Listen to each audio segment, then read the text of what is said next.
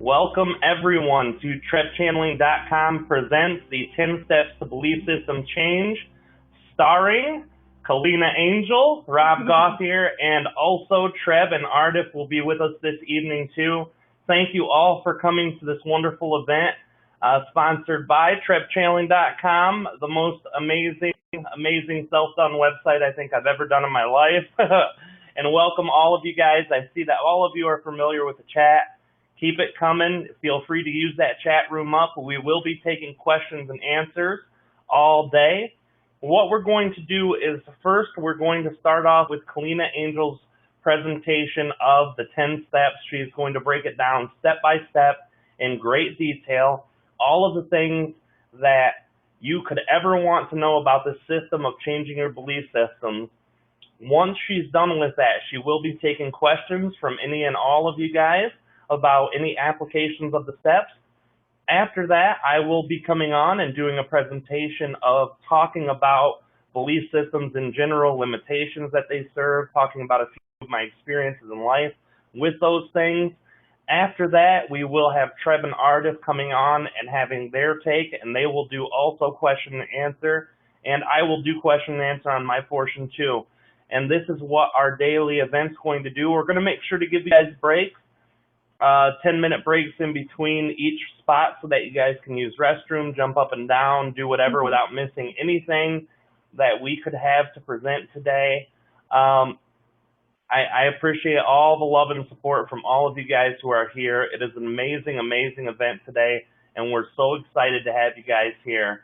For those of you who might not know, I am Rob Gauthier. I am the owner of TrebChanneling.com, the official channel of Treb and Aridif, and also the founder of the Enlightenment Evolution Radio Network. We do metaphysical radio, and this is Kalina Angell. And could you tell everyone a little bit about yourself and about who you are and what you do? Well, my name is Kalina Angell. As Rob said, I'm his significant other, I like to think. And some of you may know me through my radio show, The Earth Experience with Kalina Angell, which is on Friday nights on the Enlightenment Evolution Network, which Rob created. So that's the main thing, but I'm also responsible for a large majority of the Treb videos that we put out, creating the new Aridif website, which is going to be launched in this coming week. So you'll also be able to get the document for free, the 10 steps shadow working that Aridif and I have been working on for a long time. He's been kicking my butt in a good way, as I call it. And Treb is actually the one who kind of started the ball rolling with the 10 steps belief system changing, or the shadow working, as Aridif has also been known to call it. And a lot of that was based off just stuff that was going on in my own life, some things that I was having some issues trying to work through. And through that, he created that, and it turned out that it's something that's very universal that everyone can use. So we decided to make it public and available for everybody. So, and also, to add to that, Kalina Angell's also having a lot of connections in her own story, and I don't want to tell too much about her story, but she has been working on channeling and connecting to a consciousness that's connected to her. For those of you who are familiar with her, you probably heard the story. For those of you who aren't, maybe she'll share a little of that with us tonight for an extra special thing, but we'll see how that works out. I know that today is going to be an amazing day. Some of you are saying that you're having issues with buffering. It can be your own bandwidth, because this program does use a lot of internet bandwidth. It uses a lot of resources with internet. So if you're using that and having issues, understand that it will get taken care of on the replay if you're having trouble with it today. Or if you turn off all of your other internet programs, that will help a lot. We've turned off Skype, we've turned off What's the radio one? Nightmare Evolution Network. No, the radio program that you listen to. iHeartRadio. The green one. Either way. I don't know. I have no idea what you're talking about. Yeah, it must be something Treb put up there. No, it's one of the radio things that we listen to all of the music on Spotify. That's it. There we go. I promise they did not pay us to plug that in. If they would have, I would have remembered.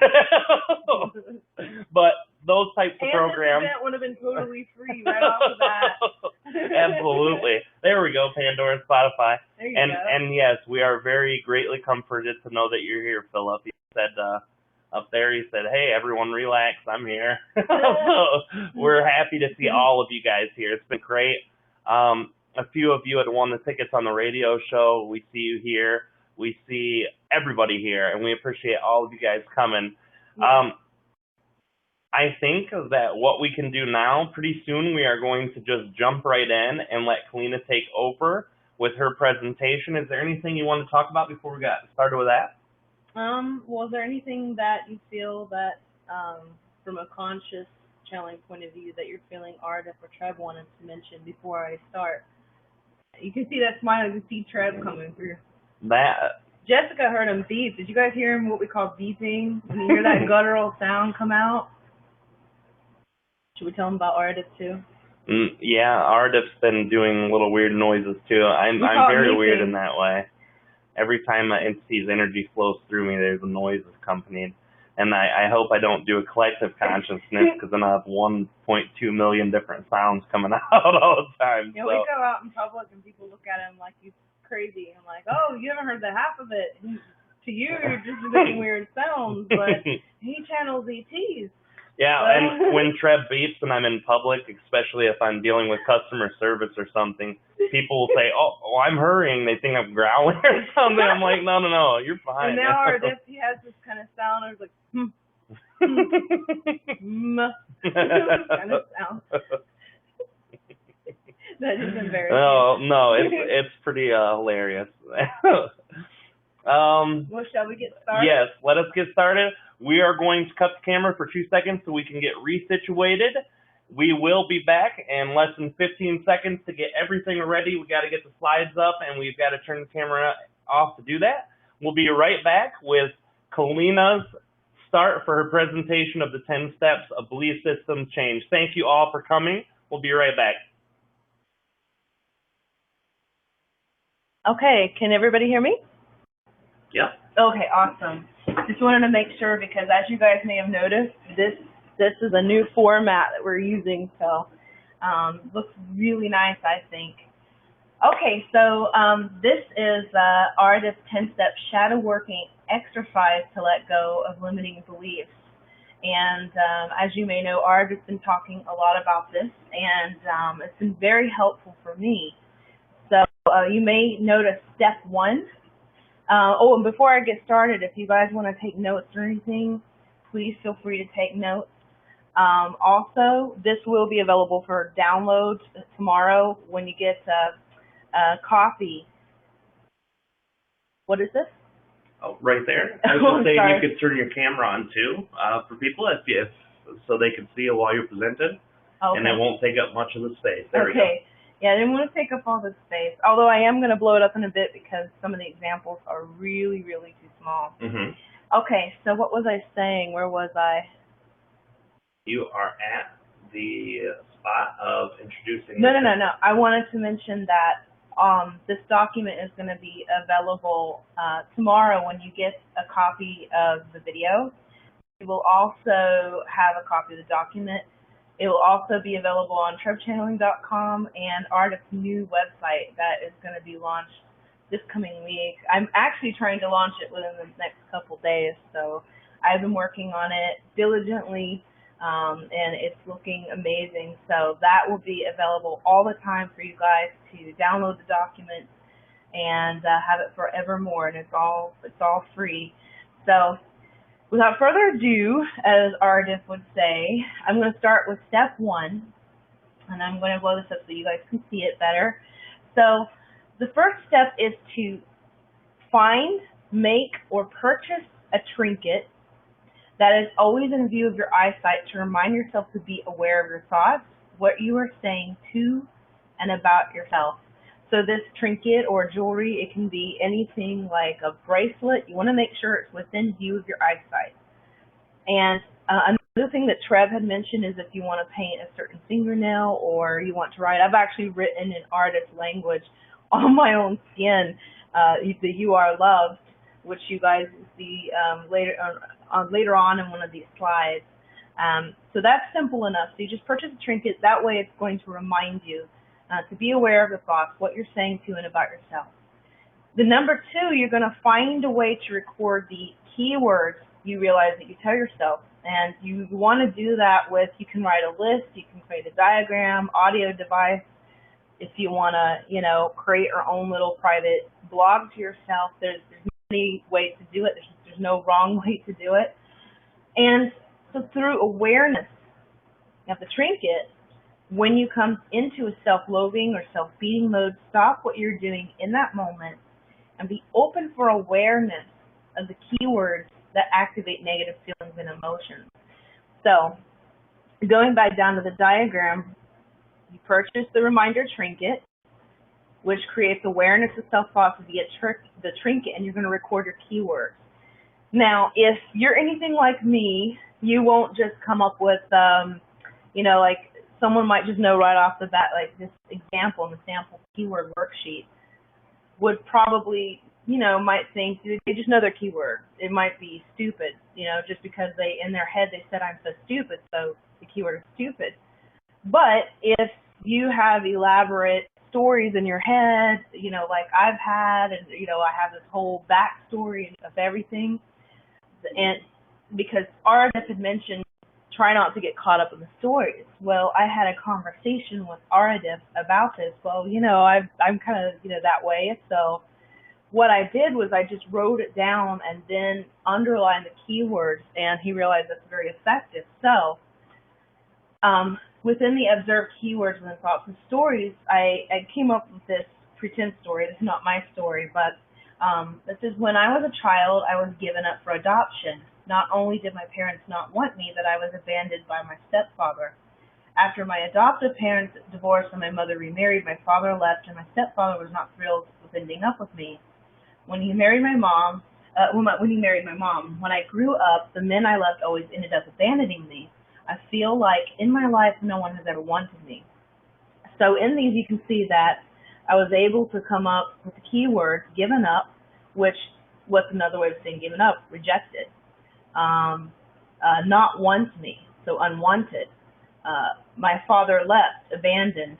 And then I realized that there was a pattern of unwanted, when there's, saying ending up with, abandoning, and then no one has ever wanted me. So I realized that there was a repeat of these keywords.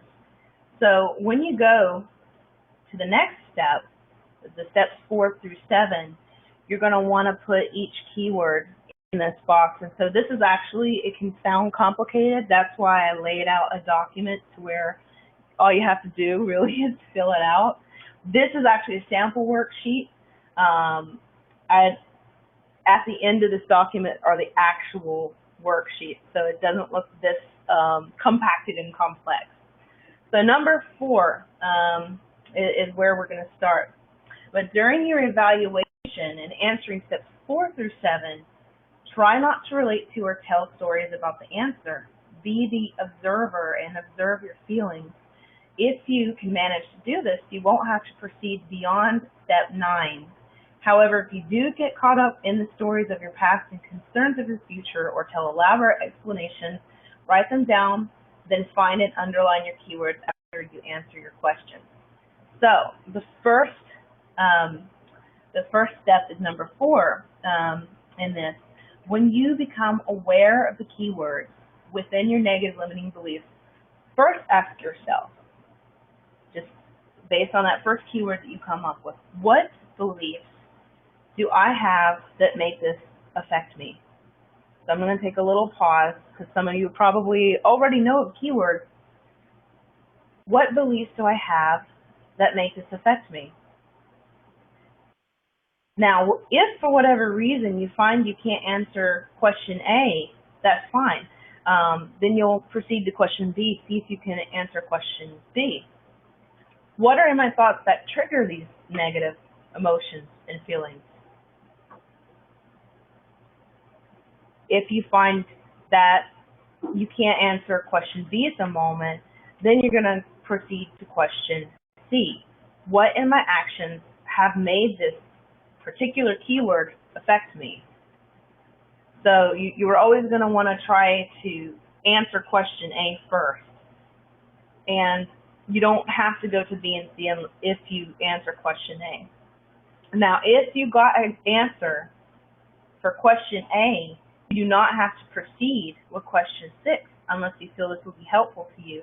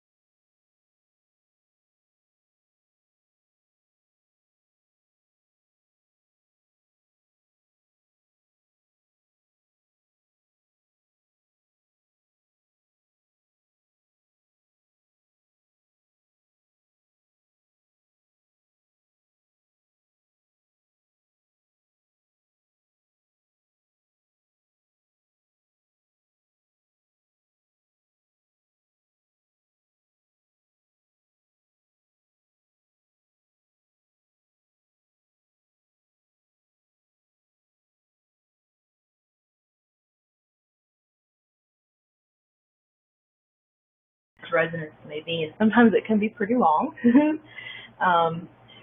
And sometimes it could be just very short. So there's no wrong way to do it. It's what's true for you. After that, you are going to tell yourself aloud, I am loved. So that you can know that, because that is the most important thing for you to know, is that the universe loves you. Now here's the fun part. I know Aridif says there are 10 steps, but that kind of depends. For instance, if you answered question A the first time around, step 10 is really only meant to be worked on if you find that your answers are attached to personal stories, attachments to past and old patterns that no longer serve you. If you find that your answers in steps 4 through 7 include such thoughts, then for step 10, remind yourself that others' thoughts and actions cannot be known to you unless others are openly sharing their thoughts and actions with you. If you find that you have this pattern of projecting onto others or associating with stories, you can optionally go back and answer 4B and 4C in relation to your keywords and answers. So that's if you really want to get in and dive really deeply and break past these patterns, then hey, feel free to do more of homework, as I call it with Aridif. I tease and say, oh gosh, you're always giving me homework. So so this is what you're going to have at the end, is the documents. This is a keyword worksheet. Now, for whatever reason, it's showing up without, there are actually supposed to be lines here, and I don't know if you guys can see my arrow or not, but there are actually lines here and then enough space for you guys to write. What I'm going to do is make it available to print, but I'm also working on making it to where you can write on it as well. There'll be PDF documents immediately tomorrow, which you guys will get. It'll also be online, and then I'm working on making it a writable PDF so that you guys can fill it in at your leisure and also save some trees in the process. It's also, if you print it out or you want to put it in and make it into a journal so that you have it available from your tablet or you know, whatever, it's going to be very helpful for you to have it on hand in some way. And of course, you can always record it. Remember, the key words, you can record it in any way. These worksheets are just they're just one possible way for you to record your thoughts, your feelings, your belief systems. So here you would put down, you know, the keywords observed, or if you were writing them out in elaborate stories, this is where you would go and fill it out and find out your keywords. And then, of course, here again is the A, B, and C keyword evaluation questions worksheet step 4. Same thing as the example before. There's supposed to be lines separating these three. If you're like me and you get overzealous with writing, you might need more space. That's why I'm trying to make it to where you can actually modify it yourself and fill in as much as you need. You can also make your own documents based off this too. Number 5, you see at the bottom, same thing. You don't have to, it's just basically telling you the answer to question A. So 5 is like the easiest one. Same thing again, just the same worksheet, but with question 6 based off the new keywords that you get. And then number 7, same thing again, based off of those keywords that you get. And of course, there you go. There's the space you have to, when you find your true heart's resonance. Again, feel free, if you are not much into writing, it is okay to record these things. If you're like Rob, for instance, Rob doesn't, if he doesn't have to write it, he won't, you know, he likes to, you know, audio record it, videotape it, whatever. And then once your truth is revealed, repeat it out loud 9 times. Rob, did you want to share what Aridif said about the why 9 times? Yeah, absolutely. Jesse brought up a very good point when it came to the idea of 9 and what its importance. Yes, 9 is the number of complete mastery, absolutely. And also, 9, to what Aridif explained to us, was a representation of something else. What Aridif said about the number 9 is that in the number 9, there is a specific number of times that a consciousness of a human can integrate something on a cellular level that allows not only the information, but the energy that the information has to come into it. And 9 is the magical number. So when you repeat a truth to yourself 9 times, it sticks much more from cellular level. That doesn't mean that it doesn't allow your old beliefs to overcome that 9 times if you haven't put a lot of energy behind the 9 times. And that's what's important about that number 9, is when you repeat that, intimately understand that truth's resonance and express it on the highest level of knowing, not just maybe this will work, you know. So that's why 9 is so important in that way.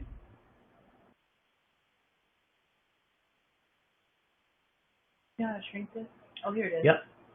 Okay. One thing I forgot to mention that I said I'd mention to you guys, you see that Aridif, even though from what we understand, they don't have the vocal capabilities that we do, but they did have an ancient written language. And Aridif has shared with us in their ancient written language, you are loved, how you would say you are loved. And so if you look at this right here, these symbols are actually the way he writes you are loved, because that's something he always tells us, because he says that is the most important thing. That's the most important thing you can get out of the 10 steps, is knowing that you are loved and to learn how to unconditionally love yourself. So that's pretty much it. I don't know if we wanted to go into the 10-minute break in case you guys wanted to. Well, I think before we do 10-minute break, any questions that we have about the application of these steps for you would be perfect time. If anyone wants to add your questions, go ahead and put those in the chat right now. We'll have to answer them one at a time as we do. I'm laughing at Mark. Is that Kalina or is Rob a shapeshifter? No. That's supposed to be our secret, Mark. I'm kidding. Oh my gosh, I'm looking at the. All right. Yes, Jesse. Treb will be talking too tonight. All right. I've got a question here. I'm going to resend to you real quick. It was placed above here, so I'm going to go ahead and private message that to you. All right. There we go. And that was from, the question came from Wendy Parsons from Miami, Florida. Okay.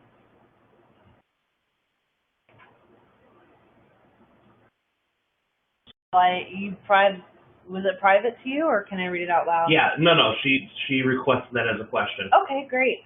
So she says, I have worked with people intimately as a massage therapist. I have learned to store these patterns in our bodies, and our bodies remember. Does the last step release this from cells on all levels? For me, I know a lot of. I actually used to be a massage therapist myself, Wendy. I know especially people who use trigger point therapy. People do store their emotions in the musculature. It's actually not uncommon for a person to break down and cry or laugh during a massage therapy session.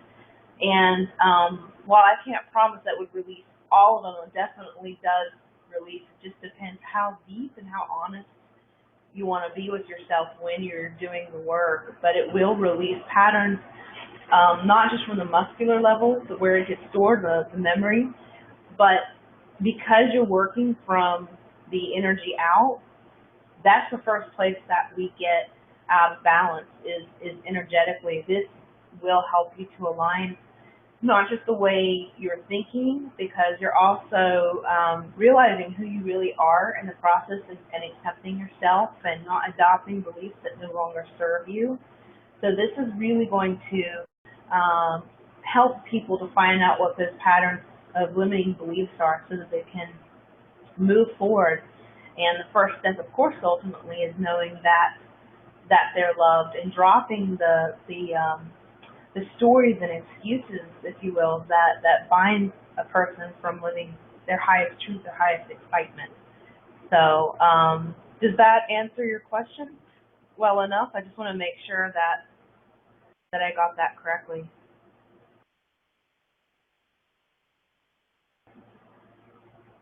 I do believe Aridif added the 9 times for the 9 levels of human consciousness, as Bashar had mentioned to synchronicities. Thank you so much. Thank you, Wendy. I wasn't aware of Bashar coming up with something similar, but I think that's amazing. And we had another comment earlier that, yes, there are all kinds of different shadow working exercises. This is, one of many of the techniques that a person can use to apply in their life and see if it works for them. It's definitely worked for me and helped to free me from a lot of things that, especially if you are dealing with something that is especially fearful, that you feel is trapping you in some way or you feel completely stuck, this is a really good way to see those patterns and beliefs and get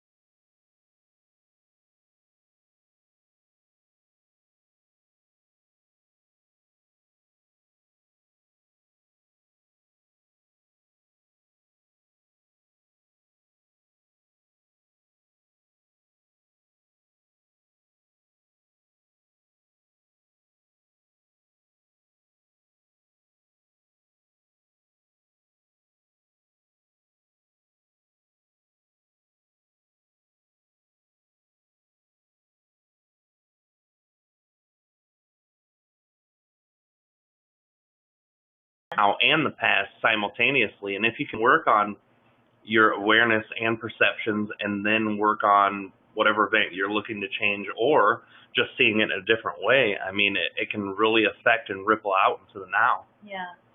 I had talked a lot about this in last night's radio show, and if you guys want, we can attach a link to that, Yeah, because I'll go ahead and do that now. I got in on the very first hour, because for me, I would get stuck in the past. And of course, in the 3D model, we're taught, well, there's nothing you can do. You can't change the past. And well, conceptually, we know, like, we can't go back in consciously, at least, and actually go and deal with that. We know that from Aridif and Treb's explanation of twin souls, that is every oversoul has that, every fractal has that twin soul. And what the twin soul is not a person per se, but it is an aspect of ourselves that when we really put our focus on a certain thing that we want or don't want, it will actually go and bring that experience to you based off of all of the potential realities that are out there, all of the things that can actually come to play. And so for me, and I didn't know that for a long time, and so I was in a state of a victim consciousness and feeling powerless about being, even having any kind of what I called, talked about last night, feeling a sense of control over my future, because I based everything on patterns and things in my past, and if I threw that in and calculated it, it's almost like my mind would try to have a printout of the future. But this is not about control. This is about an actual focus, finding out who you are, and honing in and actually sending that information to this twin soul. And it can sound complex, which is why I got into it for a whole hour last night.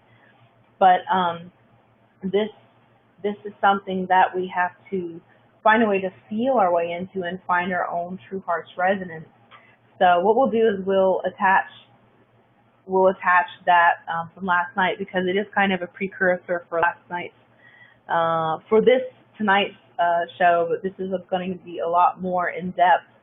I'm going to look at some of the other questions, because I think I see some things relating to what we were just getting into.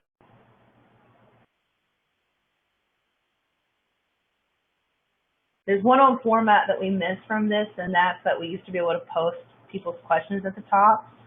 Did you find out if the notes would work for that? Okay. The notes do work, but I don't think they go live to other screens. Okay. You can give it a try, but and that way everyone else might be able to tell you. Okay, so Matt asks, is it delusional to accept that the past individual who experienced the pain is in no way, shape, or form the person you are now in this moment? Past Matthew has nothing to do with present Matthew. Is this right?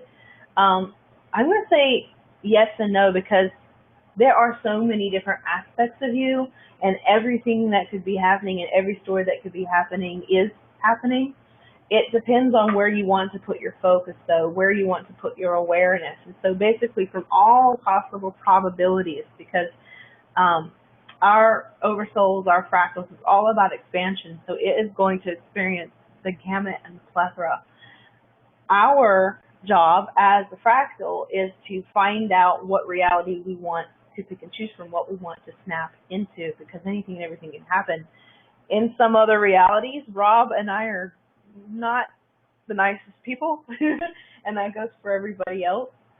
So, and in our reality, there's no such thing as past or future. Everything is happening right now. So that's why we're looking to focus on creating the reality that we want, because it's already there and available for you. You just have to know who you are in this particular now moment, this focus, what you want to focus on, and snap into that, and know that you are powerful enough of a being to do that. Did you want to add to that, sweetie? Oh, perfect. Okay, let's see.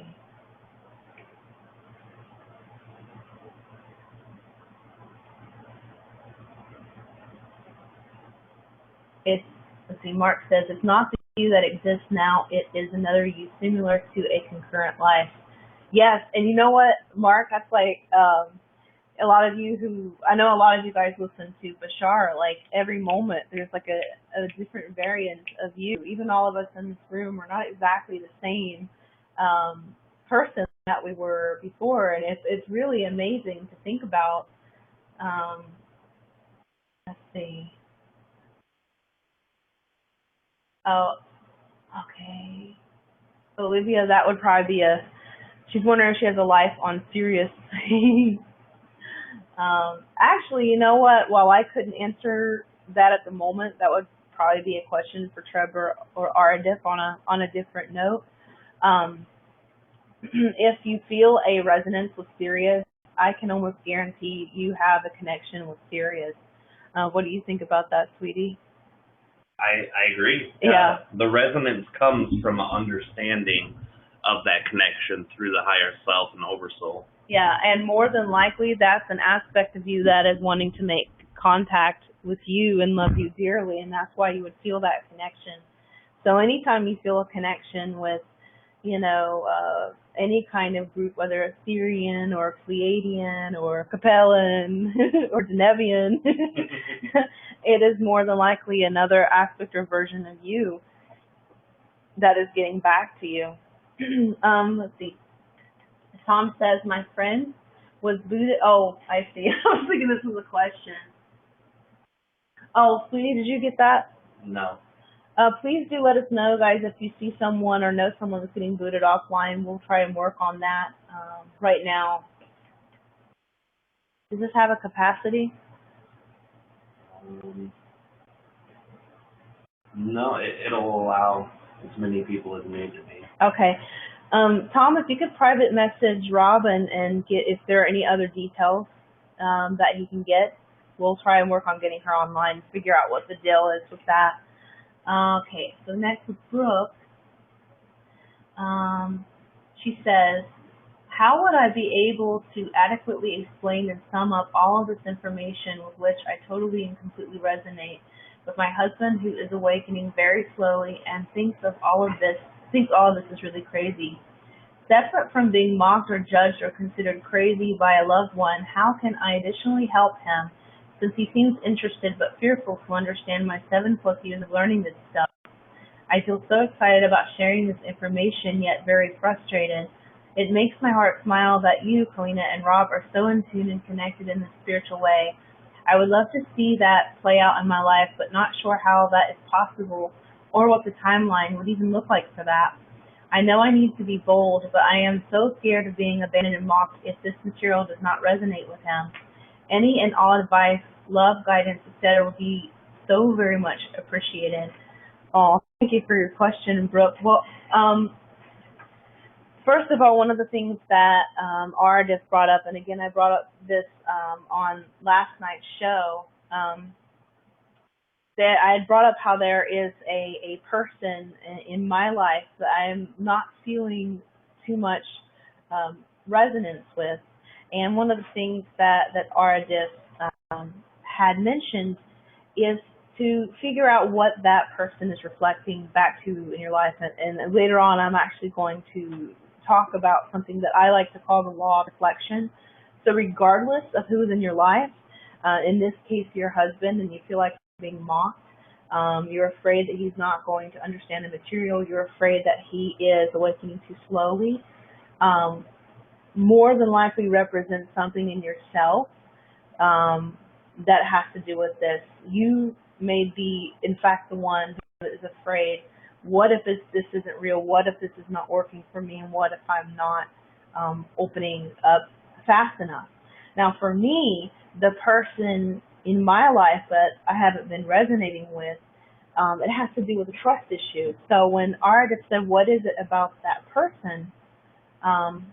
What are they reflecting back to you? I'm like, well, I don't know. I don't know how that's related. I just don't trust her. And then I had this big aha moment and realized, you know, I have not been trusting myself up until very, very recently for a very long time. Like Rob, when I was a child, I actually channeled, although I didn't know it was called channeling. I was just, you know, talking with my guides and stuff. But as I got older, much like how you started getting mocked and judged by your loved ones, all the people around me, because I grew up in a small town in, you know, North Carolina, it was very rural, very conservative. They, you know, all called me a witch. They thought I was crazy. Some thought I was evil, the devil's child, you name it. And so after a while, I allowed that in. I took it to heart, like, I'm just trying to be so nice and so loving and so giving, and I'm just trying to tell them, you know, my experiences. God is loving. You're not going to go to any kind of hell. You're not going to burn, you know, but I was met with a lot of ridicule, and over time, I allowed it to beat me down, and then I began to close up. I began to doubt, what if they're right? And then I went to college and I took all these science classes. I'm like, well, I don't know. What if they're right? You know, what if it is just a bunch of, you know, coincidence? And what if there is no God? Or what if God's not a loving God? And so what happened is I got out of tune with my own heart's resonance. So the first step is to love yourself. I know I see a lot of where you're wanting you and your husband to be in tune with this, but the first thing you got to do is be in tune with yourself. And the scary thing is, when you're getting in tune and you're letting go of belief systems that limit you, it can be very scary, because deep down you know either you're going to pull a version of your husband where you guys are going to be great together, and that does exist, or you guys are going to resonate. If you listen to Abraham, you're going to vibrate right out of each other's lives, and I know that sounds scary. And this can apply to any kind of relationship, any kind of situation, but it will make room for much better experiences. It may seem crazy for a while at first, but there's a number of things that can happen. And I'm not saying that that's going to happen. You may very well. He may have an epiphany. I have been walking, you know, for the most part, a spiritual path, but if you guys were to know Rob a little bit more deeply, I'm looking right at him now, he is not the same person by any means that he was when he was in his 20s, when he was in his teens. He was a hellraiser, and I live by my last name, so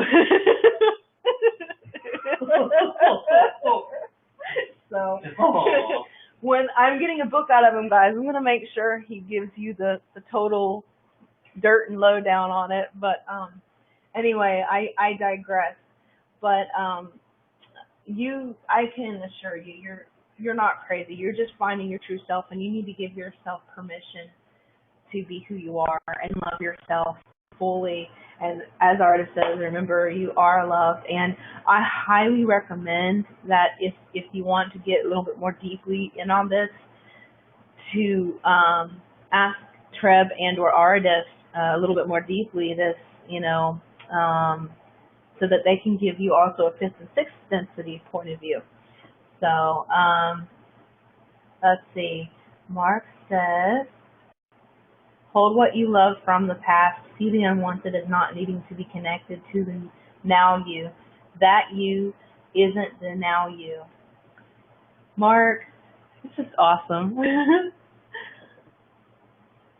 By the way, Mark makes an appearance on last night's show. Okay, there we go. I see Rob's linking it up already. Let's see. And yes, Tom and everybody, this document will be available tomorrow. Actually, if you're okay with it, sweetie, we can actually put it on Treb Channeling, where you guys can download it right after the show. I'll make a link. Yeah, it'll be page. a PDF. We're going to wait mainly to launch it on Aridif's website, but you know, we can give it to you guys tonight. If you're like me, you want to just start getting to work right away on it, and it is a lot of work, so bring chocolate with you. That's what I do. Oh my God, I can't believe it. I know, I'm a dork. I like being a dork, though. You're good at it. I am. I'm the best dorky ever. Let's see. Aww. Olivia says she has a resonance with dolphins. I do too. Mark says, what do you call 3 capellans? Singing acapellans. Nice. Okay. Do you see any other questions? Yeah, there's amazing a bunch how of new much ones coming in. I love all of the. You guys are so witty. I love it. Nice. Bottom on the screen's your next question. Oh. Yeah, sorry I'm so slow, guys. No, you're right. I'm like, I can barely see it. Matt asks, if you let go of your past, would one repeat the mistakes, having in a sense forgot the memory? Okay, I want to ask you a question. I feel like Treb and Art are coming through me on this. What do you classify as a mistake? Is that a judgment that you're having on yourself? And could you actually replace the word mistake with experience? That's my question to you. So I'm going to go back here and read it again. If you let go of your past, would one repeat the mistakes, having in a sense forgot the memory? I would think if you're coming from a totally different vibration, that is very unlikely. That's why if you're getting caught in a certain loop or cycle, then probably you would have a very similar outcome. But let's say if you went through these concepts and you got in touch with your true heart's resonance, that would be more likely, I think, to repeat once you find who you truly are, but in a way that you enjoy, unless you get bored and you want to have a different experience. But I think in reality, the things that we call mistakes are self-judgment. What I think really happens is we realize that we're disappointed because we didn't know how to focus and apply to pull in the reality that we truly want. It means that there's still something in us that's focusing on fear rather than love, because or we are not too happy with a certain soul agreement that we made before we came here. For instance, an example, some people come with the intention to actually experience cancer. That's pretty common. So, but you can also get in touch with your higher self, have a meeting, and know that if that's not in your excitement anymore, that you can shift into reality where you heal, or somehow happen to a reality where it never happened in the first place. But sometimes we remember stuff just because the experience is amazing. It expands. It's part of what makes us. So some of these mistakes, as we call them, if you look back in the past, you realize it really gave you what you call a hindsight. So it just depends on the situation and you as a particular soul, from your own heart's knowing what you want to focus on, what you want to bring to the now moment, and that is going to base on that. But I also want to get into one interesting thing. Rob, you had talked about repeat lives before. There is a such thing as people repeating lives. Did you want to talk about that? Was it Treb or Aridif that mentioned that? A couple weeks ago, you and I were talking in the car about it. Do you remember? I'm sorry, I was trying to help someone with a problem. Go ahead, one more time.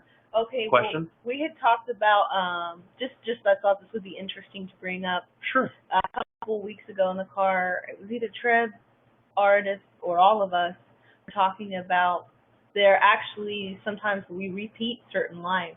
Oh yeah. All right. The same life. All right. Well, basically, what was said is that there are many incarnations that we have, and often we come up with a plan. And when we come up with a plan, sometimes our free will takes us away from the plan.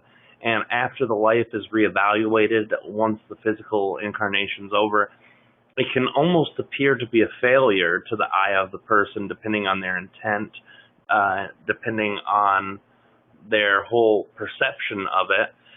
And when they go through that life, they want to experience what they originally wanted to experience. And they knew that that life had the possibility and capability of doing it, so they'll reincarnate under that exact same life, the exact same parents, the exact same system, the exact same reality. So it's perpetuated. And some people spend multiple lives in one living lifetime. And that can happen as the the non-physical body incarnates in the physical reality. So that's one aspect of that that's pretty exciting. And actually, Aridif and I are working on a book right now, and there's an in-depth explanation for this that is so amazing. It is literally more cutting edge than anything that I've ever had the opportunity to work with Treb and Aridif about since the very beginning of learning the densities dimension. Yeah, if you are craving science meets spirit, Aridif gives you more than you probably would ever ask for.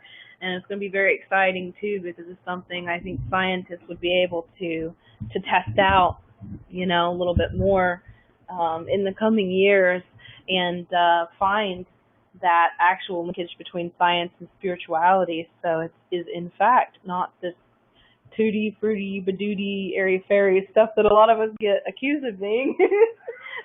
Although Aridif says he loves the airy-fairy title, so... So yeah, I think that's very interesting, and I just also want to point out when it comes to repeating lives, it's not because you feel you've failed. It's just wanting to, hey, well, what happened if I gave it another go? Would the same thing happen? And of course, it never does. A lot of similar things may be, but it's just basically like a lot of it's kind of like I like to think of. You go to an amusement park and there's a certain ride. You're like, oh my God, I really love that. I want to go again. I'm getting in line to go again. And I think that's a little bit more like it. Ooh, let's see how this would play out again.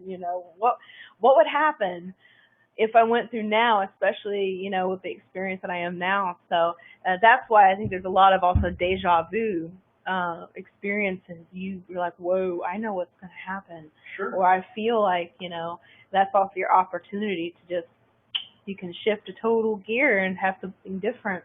Sure. I do want to add, though, one thing. There are some entities who come through that secondary or multiple lives through a feeling of missing the mark or failure, even though it doesn't feel to them like it does to us. Like when we experience failure, we're just devastated and, oh my God, woe is me feeling. Yeah. It doesn't come from that energy, but there's a sense of not getting done what you intended to do. Yeah. A sense of service.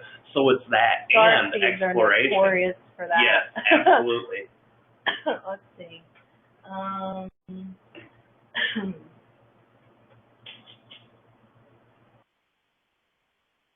Oh, you guys are so sweet. We love you. Jessica, are you going to share your M&Ms with us? Oops, I just lost my place.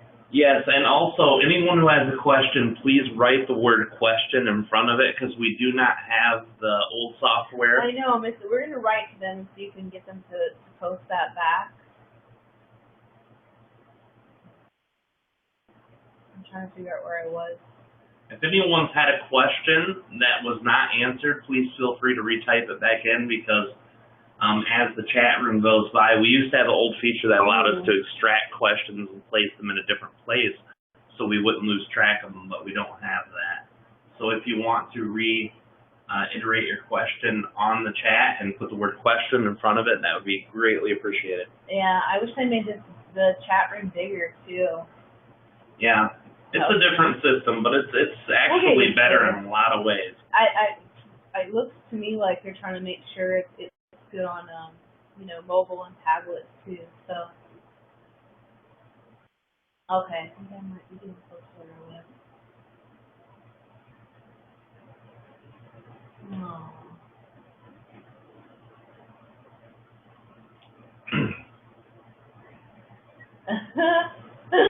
Mark said he came to experience coffee.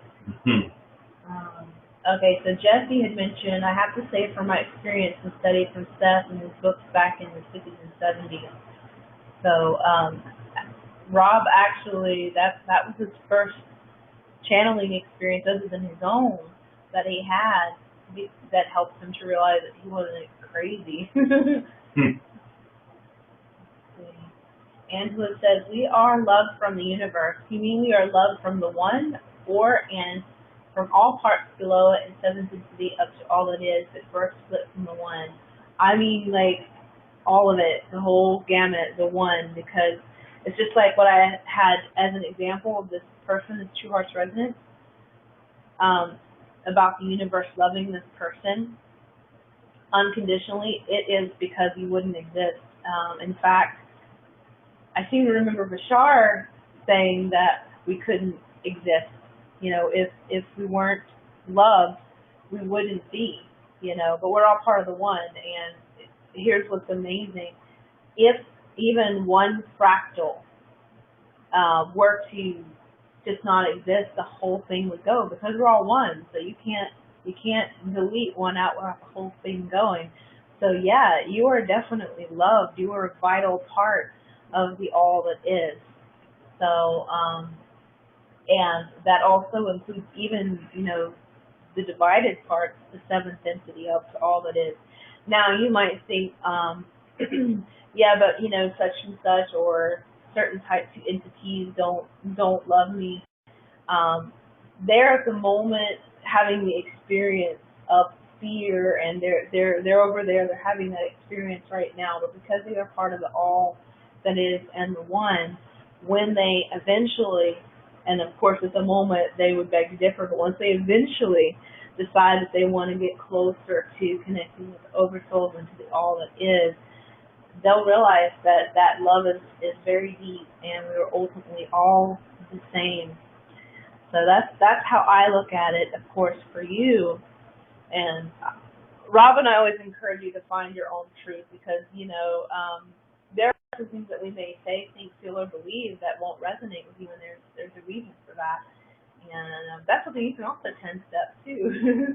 You know, find your own true heart's resonance. Do that if you feel any kind of confusion about anything. When you live, let's see, I think this is a question. Jesse says, when you live more in the moment, moment to moment, most of things are new to you, are miracles to you, and everything to you is like you do not remember. Oh, I love how you guys are sharing your thoughts and feelings and your own true heart's resonance. Jessica says, we aren't the only earthbound species that talk to themselves, by the way. Yes, my cat, we always catch her meowing to herself, possibly to Treb and Aridif. Jesse says, that's said you don't lose long-term memory, but what you cannot remember is mostly not able to recall the energy of that memory at that moment. Oh, wow. We've got a very relevant question, too, the last thing that was just typed. Okay. I'm still behind, so I can't really see. I will go scan down and see. Can you go over finding your keyword again? I'm having trouble with the beginning. Thanks. Sure. I will go back also to a slide and blow it up for just a second. So if you look at the last in the square box, because I understand how you're feeling, because I had this same situation with Aridif, because I was like, you know, he would say, you know, think of the keyword, and I'd be like, okay, Aridif, I have like 3 sheets of paper that I've written down here, you know, and I'm like, I can't just, I don't know how to apply it to the questions, because I thought like all these paragraphs, and then I was just kind of thinking and meditating on it, and then I tried something. I realized, you know, there are keywords, and I asked him, well, what about these? And I realized that in those stories, you can actually find and highlight, underline, circle a bunch of keywords. So if you see in the box underneath where it says observe keywords within thoughts and stories, you'll see that there's a person, this is a pretend situation, a person who just was getting kind of caught up in the past, having a thought of the past. And just wrote out the story anyway, even though Aridif talks about not focusing on the story. After this person wrote down their thoughts and feelings and experiences of, you know, being given up, their feelings about being given up for adoption, their feelings about their parents not wanting them, and then the father and the stepfather not wanting. It basically gave the person, when they went back and really looked at the key words. When I was a child, I was given up for adoption. Well, what is that action of given up? They were given up. That's the part when you pay attention to your emotions and feelings, that will help you also find the key word. So when did your heart drop? So it probably drops when they're saying given up. And then it says, not only did my parents not want me, so there's that feeling again, the heart drops, not want me, but I was abused by my stepfather. After my adoptive parents divorced and my mother remarried, my father left. So that probably creates another heart drop. My father left. And then, proceeds to, my stepfather was ending up with me. It's another, like, emotional feeling. And then it's so on and so forth. Now, you could just write for the keyword given up. Another way to say it is rejected. Given up, also rejected. Not want me, you could just put not want me, you know, if you want to have like a little keyword phrase, that's totally fine. The point is you're just finding a way to find out what your limiting beliefs are, and then once you find out your first set of keywords, you are going to write your keyword up here, and then you're going to try to answer A first. Based off that keyword, so it says, what beliefs do I have about being rejected? Let's say it's like being rejected. What beliefs do I have about being rejected that make this affect me? And you just kind of try to feel that answer. And if that doesn't quite resonate with you, then you can move over to D. What are in my thoughts about being rejected that trigger these negative emotions and feelings? And then if you find that that's not quite making sense to you to answer in the moment, then you move on to C. And C has actually been very helpful for me. So this is what in my actions about being rejected have made this keyword affect me. So for me, C has been a good one because actions will often reflect a lot about how we're feeling. And including, I know that someone has brought up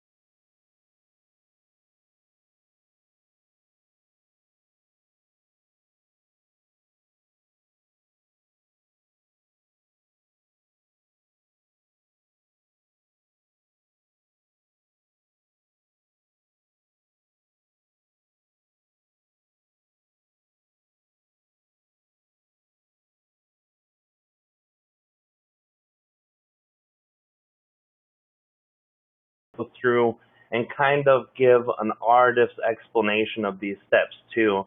Aridif's kind of connecting the energy and wants to elaborate on the reasons behind the steps. Kalina did a beautiful job of laying out the steps, what they're for, how to apply them, how to make sure they're applicable, but there's reasons why each step does.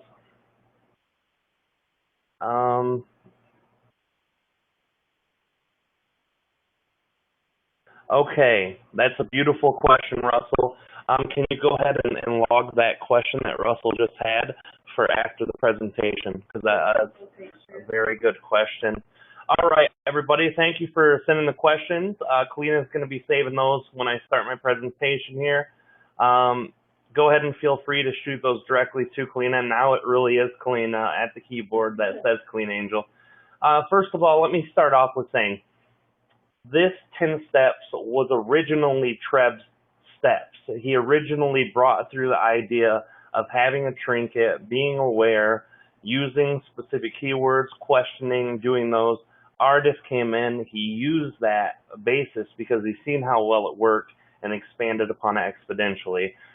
He refined it between himself and Kalina, collaborating through their own communication as well as through channel states. They put this in and locked it in perfectly. So, okay. All right, 1 second on the question, guys. I'm going to ask everybody to hold the questions for a minute. We're having issues saving them, so if we can hold those questions for just a little bit longer. I think that Kalina is having a rough time with them, so hold off on the questions just for a few minutes. Okay, yeah, and unfortunately, as much as we played with this, we didn't have the ability to. Oh, you know what? It's probably because of writing on that computer. Right, absolutely. So. I'll go back while you talk and fetch them.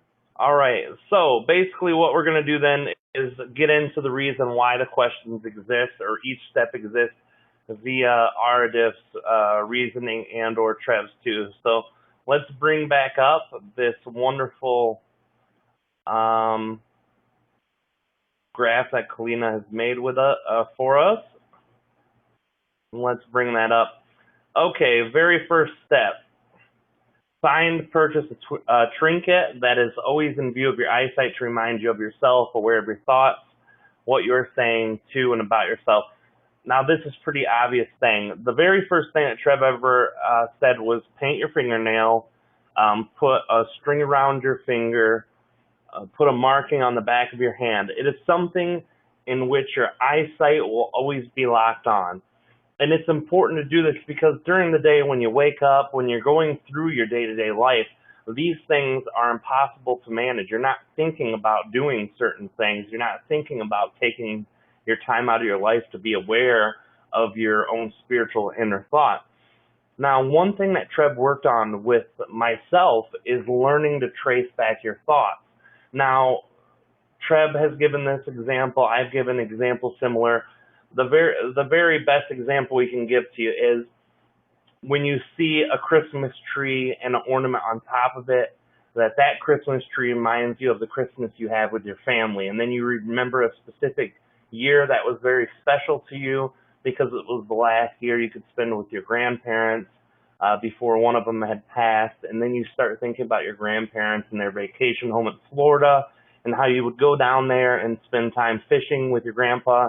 And one time you caught this really big fish, and then the fish thing brings you to another thought about a job you used to have where you used to have to can fish for grocery departments. That brings you to where you had met your ex-wife or husband working at that store, and then you think about all the pain that starts from your divorce, and then you start thinking about all the problems that you've had since then and how your life has crumbled down to nothing. So now you're reflecting on your life in a very intimate way. You are looking at all of the pain and suffering that you're going through in this now time from all the things that have happened. But where's your original thought? Your original thought was a Christmas tree with an ornament on it. Okay, now we say, how is this going to be relevant? How are we going to see this Christmas tree thought that brought us this. This is what the trinket's for. It is to remind you through all points of the day to be aware exactly of what you are thinking. What thoughts lead you to what ideas? What concepts link to one another? This is important because it shows you your pattern of thinking, and it shows you the triggering mechanisms. It shows you what you can think about that will lead you to another thought that will trigger an emotional response. This is a very important tool. That's why step one was invented. That thought process that links you from one thing to another is vitally important in order for you to have that connection process, okay? Now, when we go to step two, which we're opening now, again, step two, find a way to record these keywords to realize and tell yourself such things, writing a list, a diagram, audio. This is important because most of the time when you're at your job, most of the time when you're dealing with people in your family, most of the time when you're doing pretty much everything that you do every day, there is no way to be able to remember this, especially for someone like me. The recording device, Kalina said it perfectly. I don't write, I don't do. So these steps, when I do these steps, they're completely different in the way that Kalina does them. That's the beauty part of this. This fits everyone. And like Kalina said, using your intuition to help change something that might not be as easy for you into something easier, all of these things can be played with as long as the basic framework is still there. So the second step for me, I have a memory that can link these as long as I'm being aware of it. The trinket reminds me to be aware, to link those thoughts, and I'm very good at tracing that because I practice. Once you practice this long enough, you'll not need to write things down. You'll not need to record them. You'll be able to just remember them because your practice in doing that will help you. Number three, through awareness of that trinket, you come to a self-loathing or beating. Stop what you're doing in that moment, okay? Now, this is important because so many of us say, ooh, this is something I need to work on, but I'm getting ready to go to the store, but I'm getting ready to do something in my job. That's not an excuse to work on yourself. When you really want to work on yourself, when you really want to drive this home, it has to be your number one priority. This is why you have a trinket. This is why you're looking at this thing all the day. This is why you're tracing your thoughts. This has to be the forefront of your thought in your mind all the time. And when you can rely on this being the most important part of your life, that's when you can really lock it in. To do these 10 steps means to change your lifestyle. And I think this is why it's so important for all of us to be here today to talk about these steps, because when you are connecting to this and placing it in the front of your awareness, you are remapping your existence. You're remapping your thought, you're remapping your heart, you're remapping your emotional state, you're remapping everything that you need in order to live a more productive life when it comes to your belief systems. So stop what you're doing. Boom. Don't do anything else. If you're cooking and you're afraid you're going to burn your fish, turn the thing off and step back a couple feet and start this. It's very important. Okay.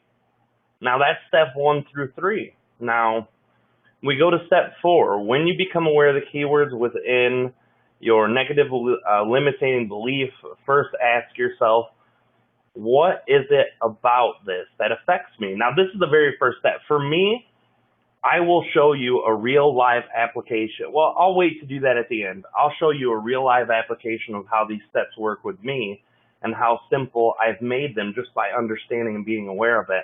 And you can get to this place with practice. It can take you sometimes 35, 45 seconds to do this whole thing. So it doesn't take time out of your life. It doesn't take effort or mindset. The practicing is the important part. A, what beliefs do you have that makes this affect me?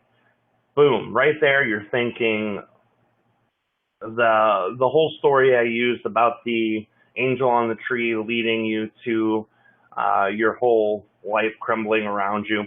All of those things. What about your problem? First of all, let's come up with the keywords. You know, the whole thing, you're crumbling, you've lost your ability to live correctly, you're not happy. Those are all keywords, not happy, limiting, life, unhappy life, those types of things. You can melt them down into simpler words like Kalina showed, and I would suggest for all of you to limit the amount of words that you use so it becomes easier to focus them. But I'm going to throw all those into one pot and say, what is it about my beliefs that encompasses that I'm not having a good existence, that my life's limited, all of those things? Well, to simply think about it, I'm just saying that because of others' actions, because things didn't go out how I thought I wanted them to, that it ruins my way. It ruins my day. It ruins my life. All of these things that didn't happen in the way that accorded to everyone else it should have happened did. So what does that do? The thoughts that triggered that, we'll go to step B on 4. The thoughts that trigger these negative emotions and feelings, well, all of the steps and all of those keywords kind of encompass that. What is the entire triggering of that? Well, it triggers me because I'm not feeling sustained in myself. I'm not feeling like I have control. I'm not feeling that I have the ability to shape things in the way I want to. Then we go to C. What in my actions have made these keywords affect me? Well, in the actions that I've had, in interacting with other people, with having expectations, those actions on my thoughts are what does this. So when I go through this, I use 4A, and that usually gets me to the place that I want. But you do have to expand. For me, let's say this situation was relevant to me, then what I would look at is 4A, and what beliefs do I have that make it affect me? And basically, the beliefs that I have is that I'm not in control. I don't have a way to make other people love me. I don't have the means to live in a happy state when I'm divorced and everything's gone for me and my life's crumbling. Those are the beliefs that have. So we move to the next step, step 5. If you get a question, answer from question A, then you can proceed to step 8 or step 6. Okay, so I'm going to 6. If you get an answer to any of the questions above, then the following same directories from step 4. Okay, repeat questions A and B. Now, when I'm using this step, I am going to actually go through, and step 4A to me is the only step I need to bring a self-awareness. Now, this is my own simple application of it. All these steps are important, and to start off, you'll want to follow them step by step. But for me, in my own example, I would say I would go directly to answer 6. Okay, so I'm going to answer 8 almost already because I've already associated the issues, the problems, and the next one. Once you answer 4, 6, and 7, go to your knowledge base, your true heart's resonance. Well, this is one of the things that we should talk about. When we are looking at all of the things that have purpose within what we're thinking about, when I feel limited, when I feel my life is falling apart, when I feel I don't have any control, what's my heart's resonance? What's my understanding? What's my knowledge base? Okay, I can't see that when I'm messed up. I can't see it when I'm feeling negative. I can't see it when I'm feeling bad. So one of the tricks that Treb and Aridif have taught many people when they ask them, how do I apply real thinking to a situation where I feel limited? How do I apply understanding the truth? There's a technique that I want to share with you guys. When you get to this point, whether you go through it's a long way and answer all of the questions, all of the parts, or whether you can jump straight from 7 to, or straight past 5 to 6 and 7 to 8, basically it all remains the same. When you get to that point, one thing you do is you close your eyes, okay? You breathe in your nose, out your mouth. You relax your entire body. And when you do that, it helps relieve some of the tension. One of the best things that helps, it's called green breathing. It's something I had learned a long time ago through Hemi Sync. It's called color breathing. When Treb and Aridif seen how that affected me, or when Treb did, he seen how well that worked with releasing anxiety. So that's the example he gives to everybody. You're breathing in your nose very deeply. You're filling your stomach and lungs with air, and then you hold your breath and you picture the color green. It doesn't have to be any special shade, just the green that comforts you the most. Now, when you blow out, your lips should look like you're blowing out a candle. Breathing in, hold it, picture the green, and it should take you a while. So I'm going to do a real-time color breathing with you. If you guys want to join in, close your eyes, breathe in, fill your lungs and stomach. Hold your breath and picture the color green for about 3 to 5 seconds. Now blow out.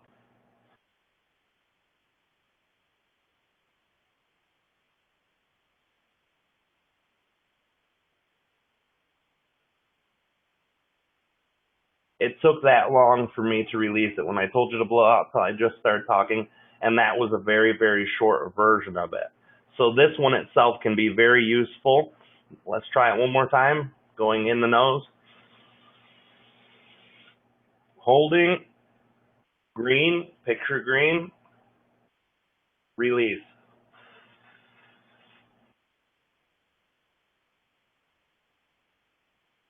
You'll feel your feet on the bottom of your feet starting to tingle. You'll also start noticing that green becomes less of a thought and more of a feeling. And once that occurs, you're in the right spot. You're neutral, your energy is good. Yes, and the heart chakra with the color of green, absolutely. So here we go. We're breathing in. We're doing that. Now we're in a neutral state. And when we're in this neutral state, then we are able to use this. Now, one of the things that a lot of us struggle with is understanding and trusting our thoughts and intuition. In this exercise, you have zero room for that. What we need is 100% complete trust of what your thoughts are. The way you can do this is by simply knowing whatever answer I receive in this, I will take it as is. I will take it as the truth. What you do when you're in this neutralized state, you ask the question, is this a belief system? So you'll ask your question about anything. We'll use our example. What is my truth of knowing why I feel this way? What is the truth? Am I truly limited? Any of these questions. First of all, am I truly limited in others being able to overpower my own life, my own will? The answer is no. It will come to you instantly. And once it comes to you, accept that as the answer. Then you move to your next question. What can I do to help limit myself or to help stop limiting myself when it comes to other people's interactions? Trust yourself. Now see, that comes quickly. Take these answers and use it for your heart's resonance, your heart's knowing. This is what will help you complete step 8. This in itself will be very, very useful for you guys to be able to do that. So let's bring back up the slide. And remember that while you're doing step 8, this exercise can help you find your true heart's resonance, your true understanding, your true knowledge of the universe. Okay? That completes step 8. Step 9, repeating it 9 times. Okay, so what's the final truth I came up with? Okay, when you're in this state, when you're asking those questions, take the answers and formulate. Well, I just found out that trusting myself is important to creating my own reality. I just found out that others can't limit me. So what's my ultimate truth? We have to put it together. The ultimate truth is that the only reason I've ever been limited is because I had expectations. When it came to that specific example in the divorce and having people overpowering my will, first of all, no one can outpower my will. I'm the strongest person in this universe, and the only thing that's limited me is my expectations of how things should have been. So we repeat that 9 times. I'm all powerful. I'm creating my existence. I am the strongest person in my reality, and then my expectations are what gets me in trouble. And that repetitiveness 9 times, as we talked about earlier, you know why the 9 times are important. Then it locks us in. That's what locks us in. Step 10, when we see stories come up, that's when we go back into the other stories, 4 through 7, going through BC, all of these things that are on this document, as you'll see. Now, for me, through practice, I've made this example I told you I'd give you a real-time example. So let's do that, and then I'll start taking everybody's questions about the real-time application of this in my own way, or trying to understand the steps in any way that we can. As you guys know, each person's characteristics will see a specific word or wording, and it's up to your own interpretation of this to understand how it will affect you. And if you have problems with this, Kalina is very accessible on Facebook. So she hasn't been on a lot lately, but herself, me. Facebook break. Yes, she does take Facebook breaks. Faceless booker. I never heard that one before. It's good. All right. So, basically, where was I at now? I'm at the... Okay, so basically, I'm going to give you a real-time application of this, okay? Let's say I'm going to do the day, I've got my trinket on, I see, okay, be aware. All right, I'm going through the day, and then something that does often happen to myself is I'll worry about disappointing other people. So let's use this for an example. Someone I love, someone who I want to show my heart to, those are the people who it worst bothers me if something affects them. So I'm here, I am doing my work. I might not help Kalina with cleaning up a part of the house for the day. I can see she's frustrated because I haven't helped. So what I'll do is I will say, okay, I'm aware, oh no, I've just disappointed her. I hope that I didn't hurt her feelings. I hope this. All these thoughts are coming in, so I'm picking up keywords: disappointment, worrying about her feelings, worrying about her thoughts, not doing enough, feeling incompetent. All of these keywords are coming up. I'm being aware of those keywords. I'm processing them. Now, I saw Jessica's comment. yes, and Jessica, you're absolutely right. That would be the way to solve it. So all these keywords come in. I'm thinking about it, and then I am, one second, guys.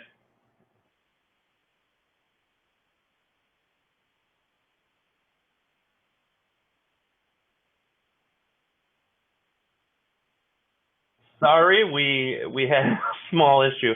Okay, so I'm looking at these things, and I'm taking in the keywords. And then I have to ask myself, what is it about my thoughts? What is it about these things that keep popping up that are limiting me? What belief do I have in myself that allows these thoughts to happen and that limits me? And the answer can be very simple. We source through all these things. Well, I just don't feel like I do enough. I just don't feel I'm good enough. I just don't feel that what I have to offer can be beneficial. So I run this through, and I look, and I ask myself, what is the ultimate truth here? The ultimate truth is cleaning the house isn't my highest excitement. The honest truth is Kalina loves me. Even if she can get frustrated at me, she still loves me. The honest truth is, if it was in her highest excitement, it wouldn't bother her to do that either. So she's doing something that isn't in her highest excitement. So the end result is... Our lazy cat refuses to yes, and Chini too, and she'll be presenting later, I'm sure. Chini the cat, never helpful in house cleaning. So I asked myself, what's the final truth here? What is the end result? The end result is we both don't like to do the cleaning in that moment. Kalina does it because she feels that if she doesn't, it won't get done. I'm working because working in my heart is a higher resonance level than doing that, and I can't beat myself up for doing what excites me. It's what I've learned. It's what I've been taught. It's what makes me happy. It's my high. So I've taken this whole process and shrunk it down into a small real-time application. I don't suggest that you start that way at all. That is very... you can leave a lot of understandings and a lot of awarenesses out by doing that. But I wanted to show you my own perception and why these specific steps are in there. So that's what I wanted to share with you guys about that. Now,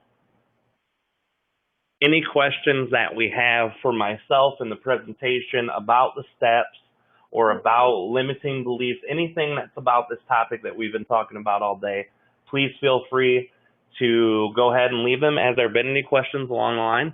Yeah, for Treb and Aridif, and I'm keeping an eye on that. And Okay. I'm letting you guys know who I've gotten so far. Okay. Let's see, I have Russell's question, Olivia's, Jessica's, Georgia's, Wendy's. So if I haven't called your name, I haven't seen it yet, but I'll keep my eyes peeled for it. Feel free to post it. I know that this new system takes some getting used to. We'll talk to the inventors of this and have them see if we can bring back the written Q&A. Yeah, this is a brand new software, so it does serve purpose to communicate with them. They're always making changes on it. Anyone have any questions? If not, we'll take a small break and then we'll get back and we will bring Treb and Aridif in to start taking questions. I'm going to give you guys about 2 minutes to post any questions that are relevant, any questions that you have, or any questions. Oh, we have a presenter. Yeah, the Cheen Bodine. She's super thrilled about me picking her up. Oh yeah, you can tell by the cat's face. She's loving it. Oh, we'll just So, put her down. Any questions? Any ideas? Anybody have anything? Because if not, we'll go ahead and get going to the channeling here in about 10 or 15 minutes after we take our next break. All right, and while you guys are waiting for that 2 minutes, during this break, we will be playing a video. We will be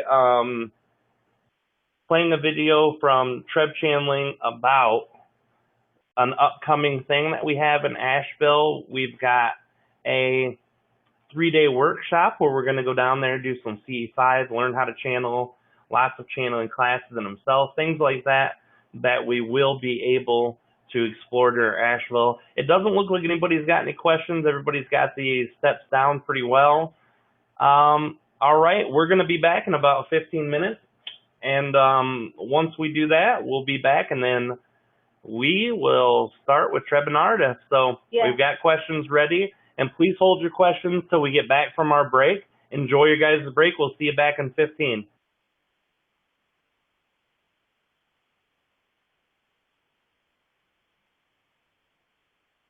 All right, everybody. Neutralizing, connecting. Well, Treb takes your energy and reflects from them, as does Aridif. And as a collective, they'll do the same. So if you want to use this time now to listen to the oming, let it reverberate and resonate through your body, or you can om along with me there in your own home, relax, use that green breathing that we talked about before. All of those can be very useful for this. I think that anybody who really wants to om and you're a little off-put by the idea of being loud environment, you can also do it very quietly. When I first started, I had to do it in a quiet environment. I was watching kids, and when they would nap, I would have to just very quietly. Feel free to om as loud or as quietly as you want, or don't om at all. Up to you. But we're going to get moving now. I'm going to go ahead and start connecting. We'll see you guys on the other side, and remember, just having fun and being excited, that energy will come back to you in the result of the answered question. So we'll see you guys on the other side.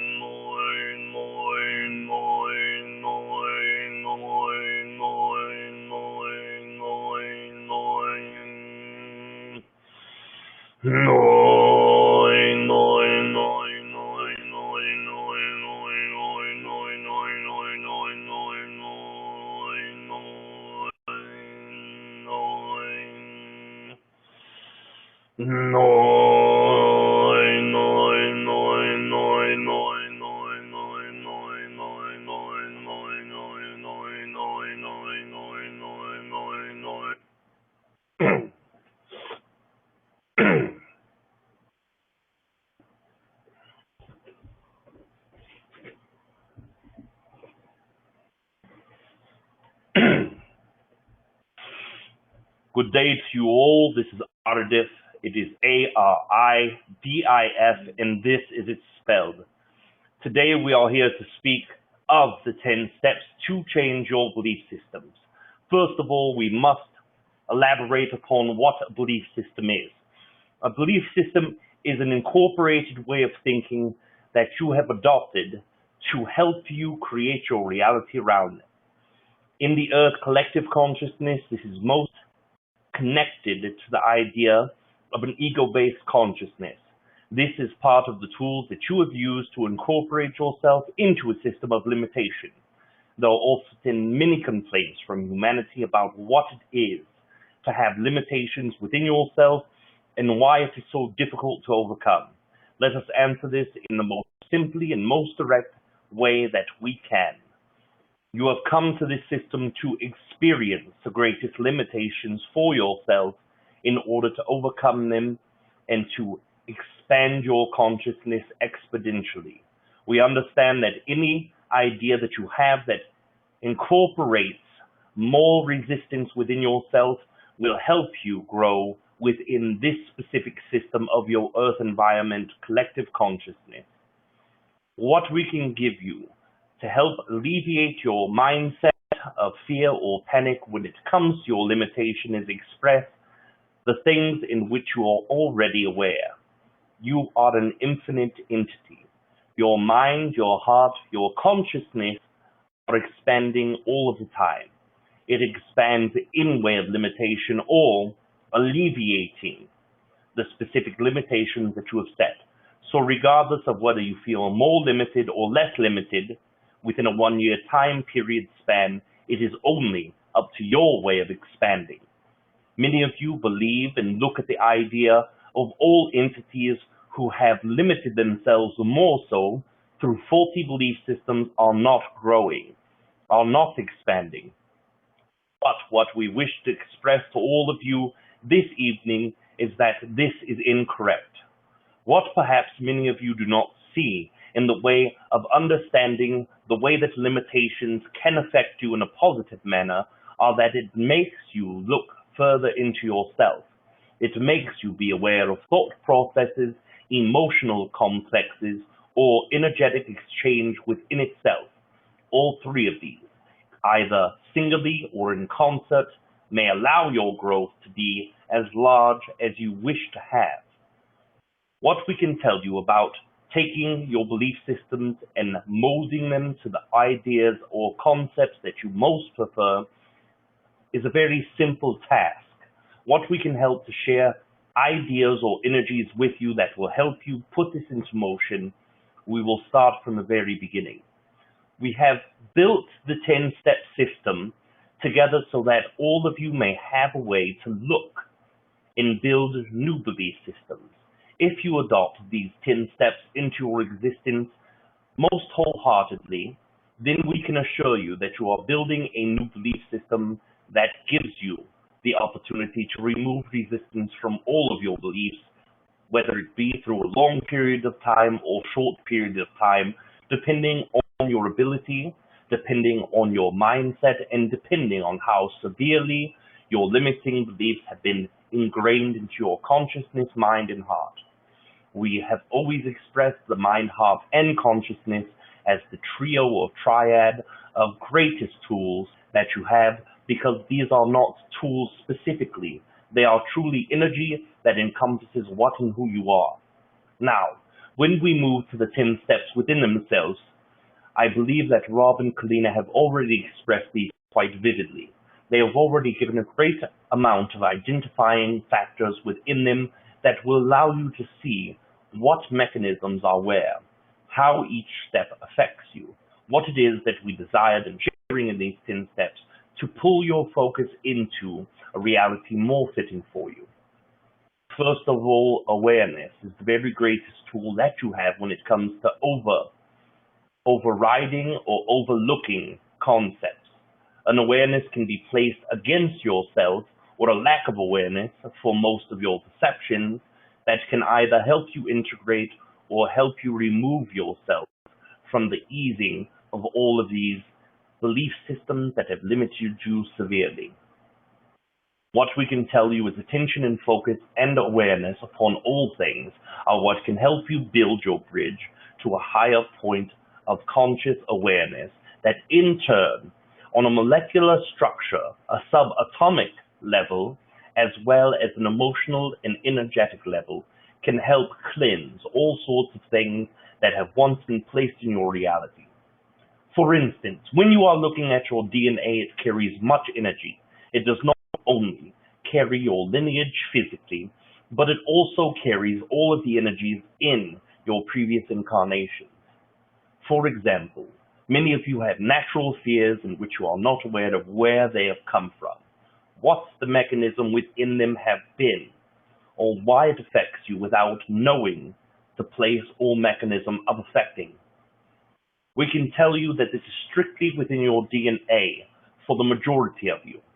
Your DNA is linking your non-physical self to your physical self in many different ways. It varies depending on entity to entity, but most assuredly, the mechanism from the beginning portions of the smallest amount of subatomic particles that we would call the building block alpha is giving transmissions in pairs to do various different things.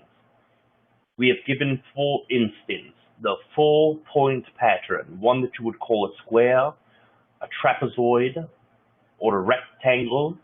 This is a representation and a symbology of understanding love. This is one that we have given all of you before in our written language as the 4-point mechanism is that expresses what we have found first in our own race. In our race's history, when looking upon the smallest level of an atomic structure, we found that 4 points or 4 intersecting lines of energy will always transmit the signal of love from one cell or one smallest portion, the building block alpha, to the next. Your building blocks of consciousness are very magnificent things. They are able to construct and to send signals of all sorts of energy. Love is one of the most very important and very basic energies, one that is accessible to all if they desire this, if they embrace this. So what we are saying is by finding your mechanisms of change, you are literally sending signals from the smallest portions of consciousness, the smallest portions of atomic structure, and the smallest points of your awareness. Changing any of these in real time can be a very easy concept if you continue to place the idea of having your belief systems change in your excitement pattern, in your excitement rear view and front view mirrors. You must encompass yourself in the middle of all excitement. We are using rear view and front view because this would show you the carriages that you call vehicles or cars. If you are in the center of this car, if you are in the center of points of steering, you are at your most powerful point. You are in control of your vehicle. Now, if you allow yourself to place excitements all around you, you may be in the power of your own destiny, the power of your own vehicle of change. We use this symbolically as well as quite literally. What we wish to share with you more than anything is understanding and trusting your ability to connect to the smallest portions of consciousness and the smallest portions of the subatomic particles within yourself. This is one and the same. Consciousness per atom is very connected to the idea of the smallest portions and the way that the energetic signal is sent. You may control the smallest portion of your consciousness through awareness. Awareness is the key to all of these things. What we wish now to do is to connect your energy to Treb Bor Yit NE, as he is having much reflection upon this and wishes to share his desired energy projection. When we connect to him, he will express his words to you. After that, any questions that you have can and will be answered. Until we are reconnected, we bid you adieu. We will be back momentarily.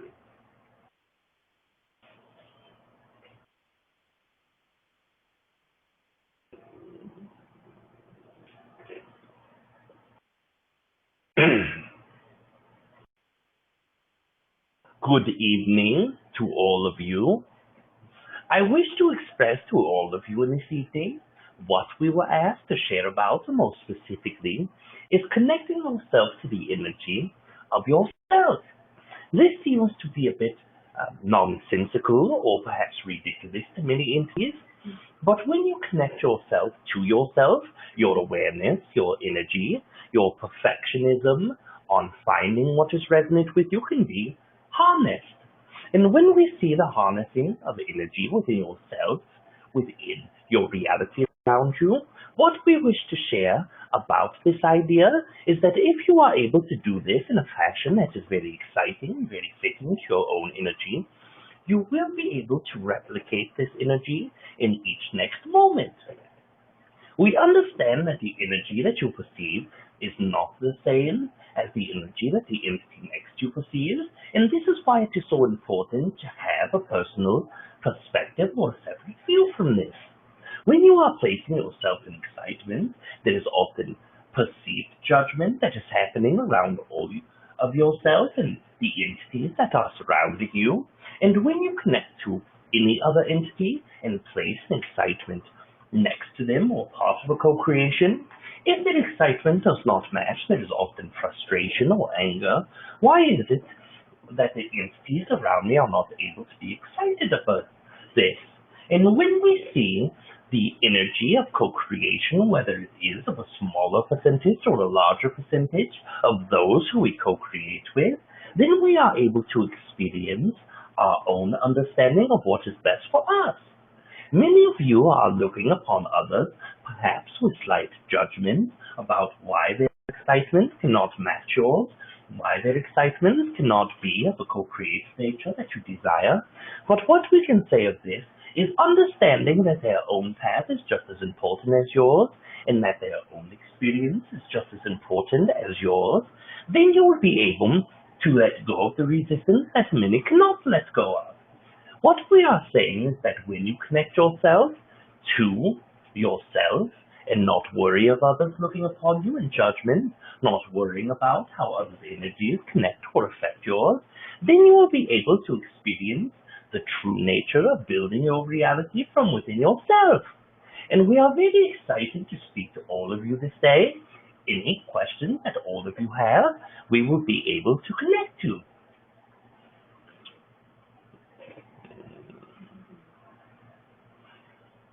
Thank you, Treb.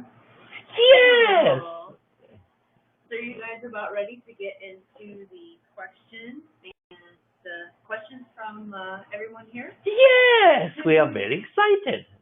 Okay. Well, while you're here, I'm going to offer you some water first. You want some water to drink? This is not necessary at this time, but thank you. Yes. No, anytime you need it, just let me know. Yes! We have quite a few questions. So what I'm going to do is I'm going to scan through and see some of the questions directly to you. And then we've got some where it seems like there's no preference to who it is. But I guess this depends on the excitement, whether one or both of you guys want to answer this. Yes! So I know that Jessica had a question for you, and she says, right now my husband's cousin is dying of breast cancer, a type that should respond to chemo and radiation, but didn't. Then you have me with rare cancer, which actually doesn't respond to chemo and radiation, but I did. We are similarly aged, both have kids, husbands, etc. Why am I spared and she is not? And it eats at me all day, every day, especially as she has just moved into hospice. I would like to know how survival guilt plays into these steps. I have the internalized self-loathing thing down, and I have done a good job working on that. Just don't know how to work through when you can't get over other people's suffering when you could have the same fate but were quote-unquote spared. Yes! What we should say of this specific idea is that when you are seeing the entity in front of you, often many times humans either don't remember or do not understand the concepts that the entities across from them are only co-created projections of them. When you are dealing with someone who is passing from an illness, or someone who is grumpy to you, or someone who is very excited about you, what you are doing is projecting your own perception of who and what they are and allowing that into your existence. We are not saying that your preference in the way that you wish for people to be is what creates this mechanism, as all of you are very aware of this, but what we can tell you is that when you have a belief about someone specifically or about the collective consciousness in general, what you are doing is providing the opportunity to create with an entity within that framework. So what we are saying is when you believe that people that you love can become sick and die, then you can experience people who are loved, who are sick and dying. And when you express that you believe that an entity can only be grumpy to you or only can be happy to you, then you allow a probability of a higher nature of the entities to co-create in that specific energy. And when you are co-creating, often the times or perceptions of energy that you receive from others, whether it be of an energy level that is very high. For instance, if you are connecting to someone who is passing or who is sick or ill, when you are connecting to them, it depends on the amount of consciousness that they are focusing in upon themselves as well. And the experience that you will have with them will be very dependent on how much you are projecting upon them and how much of themselves that they are projecting upon them. There is a ratio, a mix of energy that allows you to experience one energy or another energy. And when you experience this energy, you are allowed to place a higher value of your own energy or a higher value of the other entity's co-creation. Aridif wishes to connect to this idea for one moment, as he wishes to elaborate upon this. One moment, please.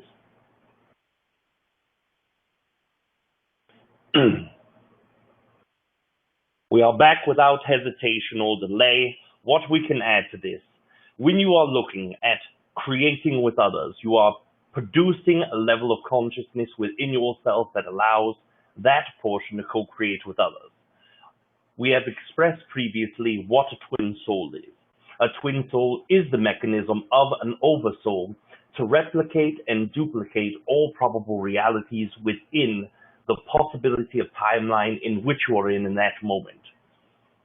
What we are saying is that when you are experiencing someone, you are experiencing one portion of their twin soul.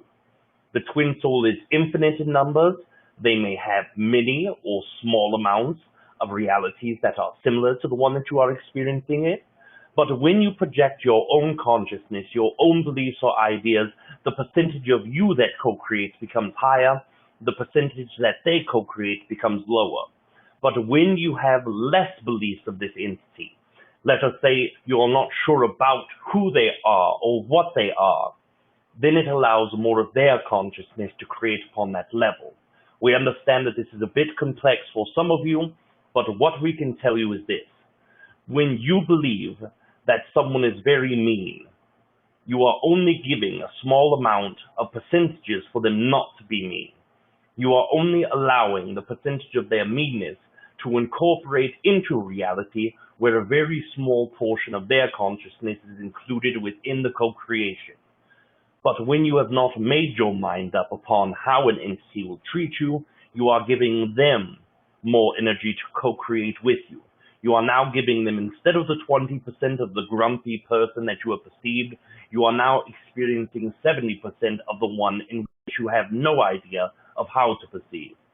It is very complex in the way that the mechanics of this work, but we understand that you have the idea now.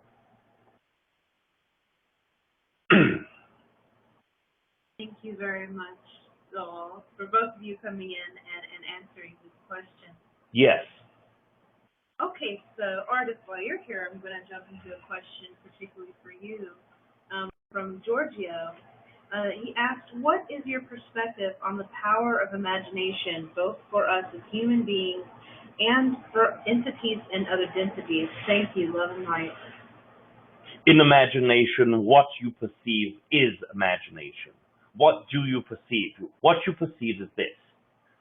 The definition of imagination for the majority of humans is something in which you may create that can be endless in possibilities or endless in the freedom of expression that you have, dependent on your capability to make a reality up. Most of you believe that imagination has to do with fairy tales or make-believe energy. But what imagination embraces most directly is the ability to create a reality without restrictions, the availability to create a new line of energy with whichever twist you desire upon this. The more open-ended you are in your imagination, less restrictions that encompass the growing of that reality. The way specifically it has to affect your own existence as well as this 10-step increment, it can be seen or perceived in various ways. Let us elaborate upon the 10-step area first and then move forward into your daily life.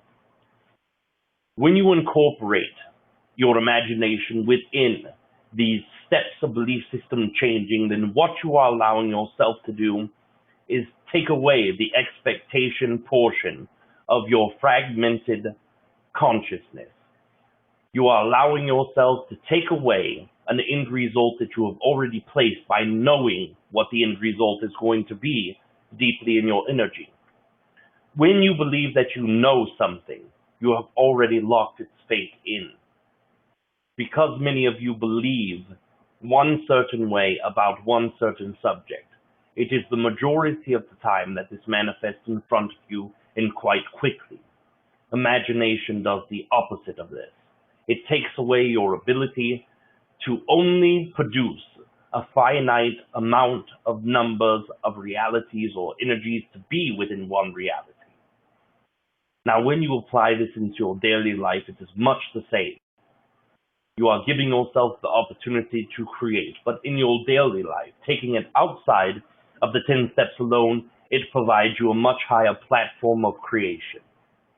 It provides you a much higher energy to be able to expand your own consciousness in with mixing other consciousnesses for co-creation as well.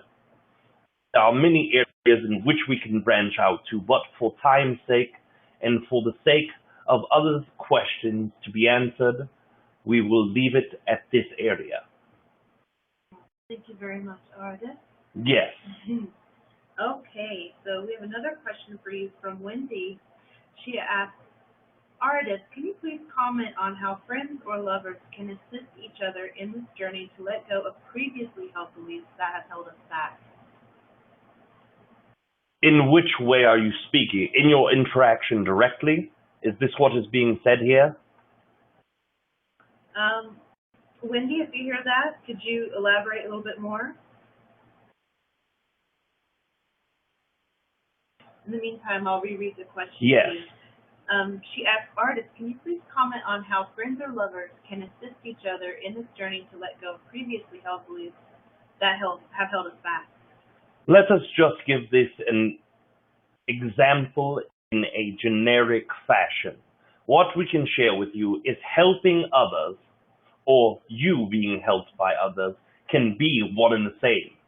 When you decide to co-create with another entity, pending on the version of them that you desire to create with, can be very useful in expanding your new belief systems or quashing old ones. What we mean by this is when you have an entity in which you perceive as supportive and worth co-creating with yourself, then the limits are gone. Then the limitlessness is possible. When you perceive an entity to be very supportive, very in sync, and very synchronistic to the desired outcome that you have within your expectations of life, the possibilities are truly endless. You are able to open new energies. And we are not speaking only theoretically. We are not speaking only for fun's sake. We are truly speaking in the most generic terms of the smallest portions of energy. We do not have the desire to elaborate upon the mechanisms specifically, but we have already covered generic examples of what love is on the smallest level of creation. This can go with any energy desired, whether it be love, whether it be changing a thought process, whether it be changing an energy that is held previously from another. Regardless of what it is that you desire to create, you may create it more easily with an entity that you perceive as similar, like your energy. Now, when you perceive the entity or loved one that you are co-creating with as much different, as resistant, then it will not help. In fact, it will degrade your ability to expand depending on the percentage of energy that you are giving them and that you are co-creating with, and depending on the version of them that you are perceiving. This is the greatest way to express this. Wonderful. And I have a question that Russell asked. He didn't specify who in particular to answer the question, so I guess this would apply to either or, both of you, whoever wants to answer. So Russell asked, how do we remove an event in the collective as well as in the personal? An event, speaking of a daily occurrence, this can be also done very easily. It is not that you must change the events around you. It is not that you must change the event that has happened within the collective. It is that you must change your vibration that is fitting to a reality in which this event never occurred or occurred differently depending on your perception of what it should be. For instance, many of you would rather much forget your World War II, your fighting with Hitler, the suppression of people within specific racial qualities. It would be much easier for many of you to forget that or dismiss this. But there is something within all of you that agrees that this can be a possibility, that something of this nature is capable of being in a reality that you are fit to be in. I am not saying that you are designed or you are fit to do these things yourself, but your belief carries an idea that you may exist within a reality in which this can occur. And when you begin to change your energy, when you begin to no longer be able to perceive that you can be fit into reality in which these atrocities can occur, you will find yourself being removed from it. We hope that this helps. All right. So the next question is from Jessie. She has a question for you. She says, with finding the steps 4A to 4C, with incorporating dream health, I find that mostly at times when we are awake, our conscious mind takes over and doesn't allow the real intuitive feeling and concept to come forward. But in the dream state or deep trance state, that can happen. Yes, this is very true. Many of you do most of your work in your sleep state. If you engage upon the idea of meditation in a daily ritual, or whether it be in a semi-weekly ritual, regardless of the function or persuasion of how and when you do this, it is all encompassing one concept, that when you are digging into your energy in a more conscious, intuitive fashion, you will receive more work being done upon this in these states than you will in your waking state. But this is also partially a belief. This is also partially a portion of a story that is being told. Many of you do not understand that your intuition can ride as freely in the awakened mindset as it can within your sleep state and meditative state.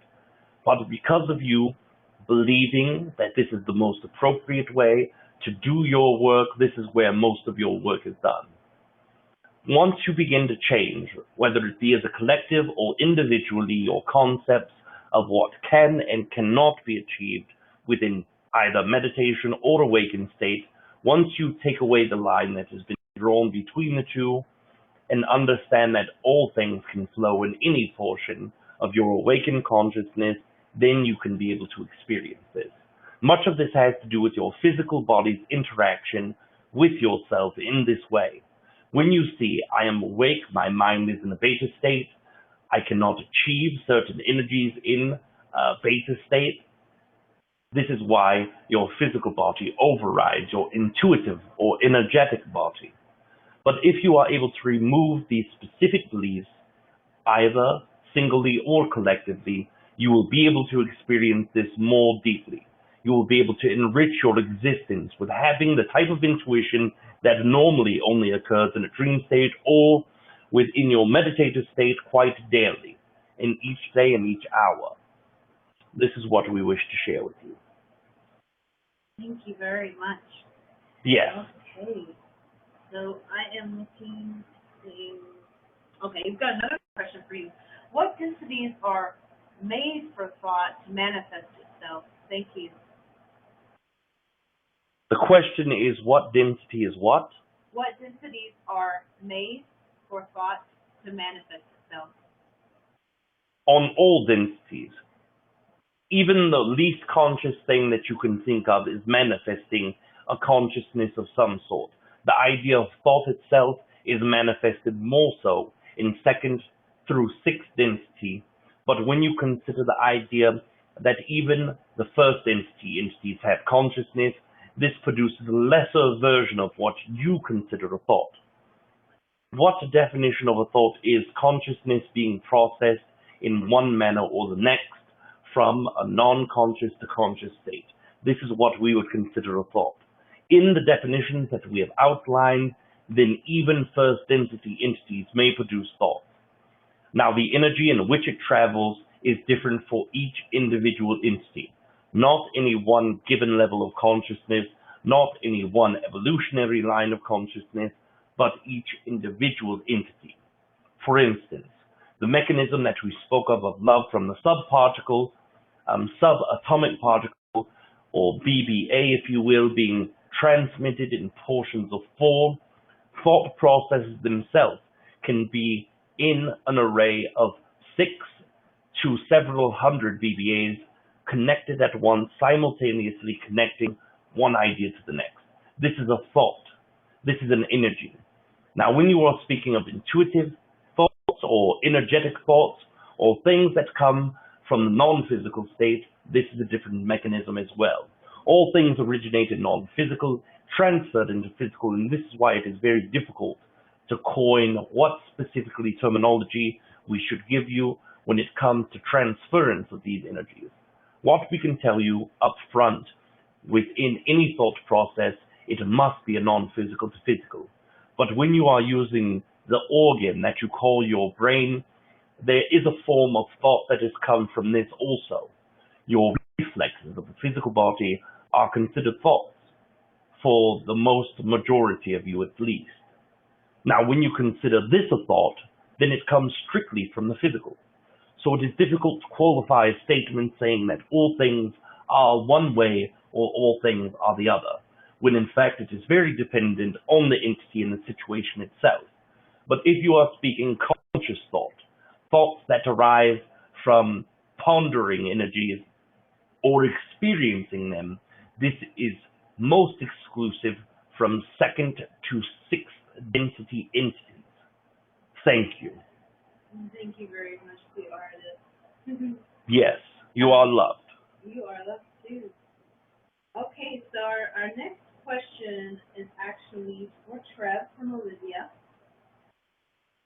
And she asks, in February through March 2014, I did research on the hybridization program, and for some reason I was attracted to the whole idea. Then in April I discovered Vashta. In the summer I replaced all my negative beliefs, and now my life is really exciting. I've been so attracted to the idea of the hybrid children. I also had a dream back in March, April, that I was in a huge big ship and I walked into this huge room with a huge glass transparent window, and I could see the stars and the galaxies whizzing past me. I also heard Bashar say that this was called the outer hall, and another dream I had was taken into the control room, and three beings were standing there. There was a little boy with blonde hair and big blue eyes who came right up to me and hugged me. He was so cute, and I hugged him back. Also, I waved to this girl who was about 19 or 20. I didn't say much to the boy who looked about my age. What I would like to ask Treb is, what's my relationship with the hybrid children, and if I have hybrid siblings or something? Yes! What we could tell you of your energy within your excitement and all of your experiences is that the entities that you perceive to be similar in age are truly not similar in age whatsoever. The majority of entities that are being hybridized are not existing within a harmonic level in which you are as well. What we are saying is that when you are third to fourth entity, you are on a separate vibrational level than those that are in fourth, fifth, or sixth entity. And when you are perceiving the entities that you see, these entities are from fourth to sixth entity. What we feel in your energy most specifically is that these entities are not your siblings, but your actual children. When you look at the age that you are, the ability to have them age in a specific manner, this is not relevant. They are not existing in time such as you do. They are not existing in the way that you would experience them to exist. But when you are connecting to them energetically, you are seeing different portions of their time. They are living within portions where perhaps they may be 40 years old when you are 20 years old, or they may be 5 years old when you are 15. They might be any energy or any time period that they desire in that moment. And when you are experiencing them, they look very similar to your age, but let us assure you they are not. These are your children specifically, and we are able to perceive three of them as they connect to you. So when you are experiencing these hybrid children, let us show you that they are the children of yourself. Okay. You guys hear Treb beeping? Okay. The next question is from Adriana. She says, I've had similar experiences to Olivia where I have seen and felt different races, EPs, and hybrids, also connected with other people's guides. How can I find my life's purpose? And how can I be aligned with myself, with it based on all my magical experiences? Yes! What we can tell you specifically is that when you are experiencing things of this nature, and then activate your excitement, it's for a reason. When you are experiencing meeting entities that are outside of your reality or once thought impossible to connect to, what you are able to do is understand why your excitement lies there, to look into this excitement, and to follow it. We have always expressed that when you act upon your excitement, it leads you to other roads. We are not able to tell you what your life will be, or what you should do with your existence. But one thing that we can share with you is that when you are following your excitement about learning about these concepts, of learning of who and what these entities that you are connecting to are, that in your excitement of learning this, in the process of learning of these ideas, you will be able to find more doors that are open that can help you achieve your excitement upon higher levels. And these entities specifically that you are connecting to feel very resonant with you because you are sharing the same oversoul. They are connecting to you from their heart to yours, and with that connection and with that energy, further exploration seems the only road in which you are willing to or desire to travel. So what we suggest with you is act upon your excitement. Oh, thank you very much, Treb. Yes! Okay, so we have, trying to see who has been waiting for a while. Actually, Brooke had a question, and this is to either one of you, either both of you or whoever feels more excited to answer this. And this is from Brooke. She had originally asked this question to Rob and myself, and now she is asking you guys. And she says, how would I be able to adequately explain and sum up all of this information, which I totally and completely resonate with my husband, who is awakening very slowly and thinks all this is really crazy. Separate from being mocked or judged or considered crazy by loved ones, how can I additionally help him, since he seems interested but fearful, to understand my 7+ years of learning this stuff? I feel so excited about sharing this information, yet very frustrated. It makes my heart smile that Kalina and Rob are so intuitively connected in a spiritual way. I would love to see that play out in my life, but I'm not sure how that is possible or what the timeline would even look like for that. I know I need to be bold, but I know I am so scared of being abandoned and mocked if this material does not resonate with him. Any and all advice, love, and guidance would be very much appreciated. Yes!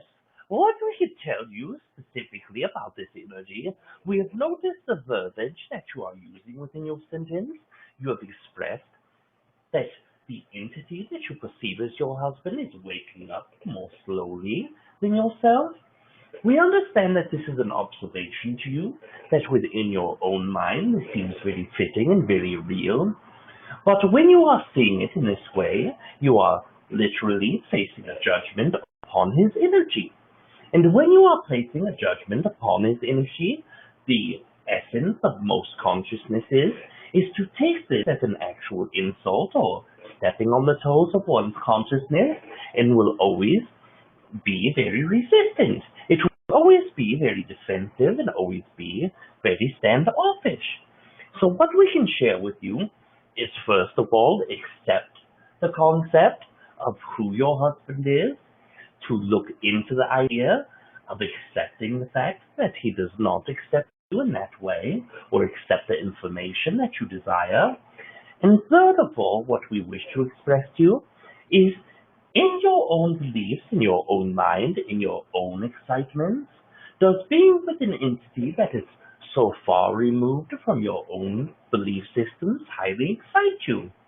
If it does, then what we are saying is you will have to look at the idea more carefully about if your excitements being as high as they are, and if the energy of himself is very non-resonant to the idea, if this is very acceptable and you are willing to move forward into that energy, what we can share with you and express to you is that if you are willing to do this, then you must be able to look forward into your own energy about fear of rejection.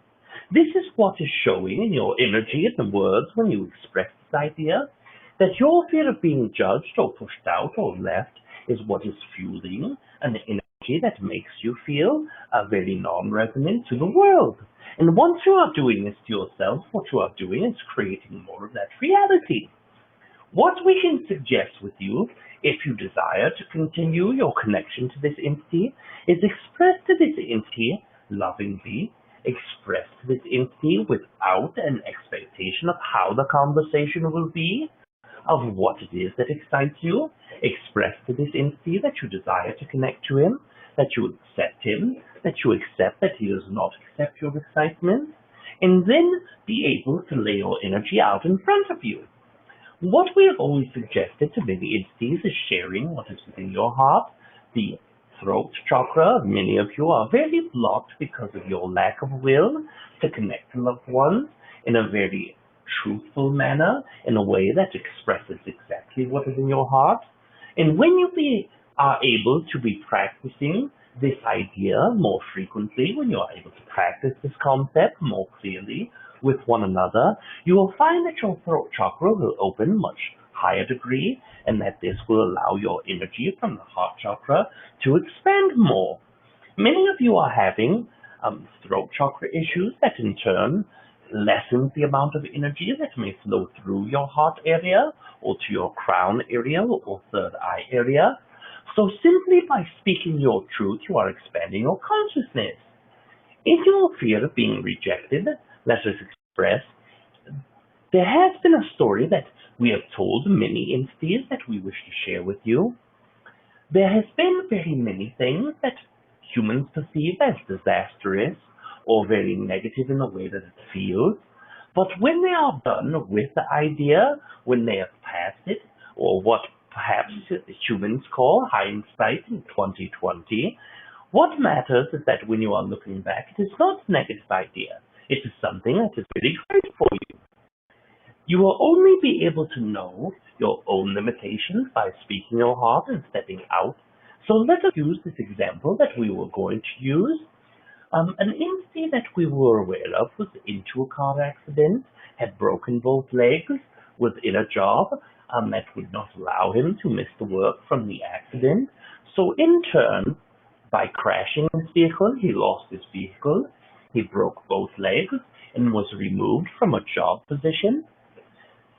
This pain was very deep for this entity. It was very much suffering that came from this. But once he was able to find the concept of being truthful with himself and allowing energy to come in, what had happened is he had found that his relationship was more strained than he was aware of, that his wife and children, becoming fearful that he could have died from the accident, began to come closer to him. The relationship was mended. Also, while working within the hospital of physical therapy, this therapist entity was very close to him and became a new best friend. There was also an entity that was very highly connected to this energy, that was sharing the room as a partner, and once had heard the story of the loss of job and what his job once was, there was an expression to this entity that this is exactly the type of worker that he needed, and had hired him for approximately 2.8 times the amount of money in which he was making. So although this was very scary for him in the beginning, it was also very rewarding once he was able to let go of this fear. So if you are willing and able to speak your truth to your husband, to express to him exactly what is felt, to express to him that you are aware that it does not resonate with him, and not be fearful of the ridicule that will come, not be fearful to be abandoned, then anything that happens from that point forward will be for your highest benefit. But it is very important to note that when you connect to this energy, fear can be detrimental, excitement can be very useful, and expectations can be very detrimental. So speaking this truth, you must be in a place of clarity, you must be in a place of excitement for it to work better. Oh, thank you, Treb. Yes! Jamil has a really interesting question for you. I'm digging this one. Yes! Are beliefs living beings themselves? What a belief is an energy. It is an energy transference from your own higher fractalized consciousness to your lower fractalized consciousness. Entities within themselves will very greatly depend on your definition of entities, but when we are looking at entity, we are looking at a partial or full energy and the way it connects. So in this way, if you define it in this way, it very much can be an entity within itself. Thank you. Yes, you are very welcome. Now, Tifu, he says he doesn't have a question related to the 10 steps. He's wondering, do you or Aridif see a huge energy release in Istanbul, Turkey, like an earthquake? One moment, please, and I will let Aridif address this idea.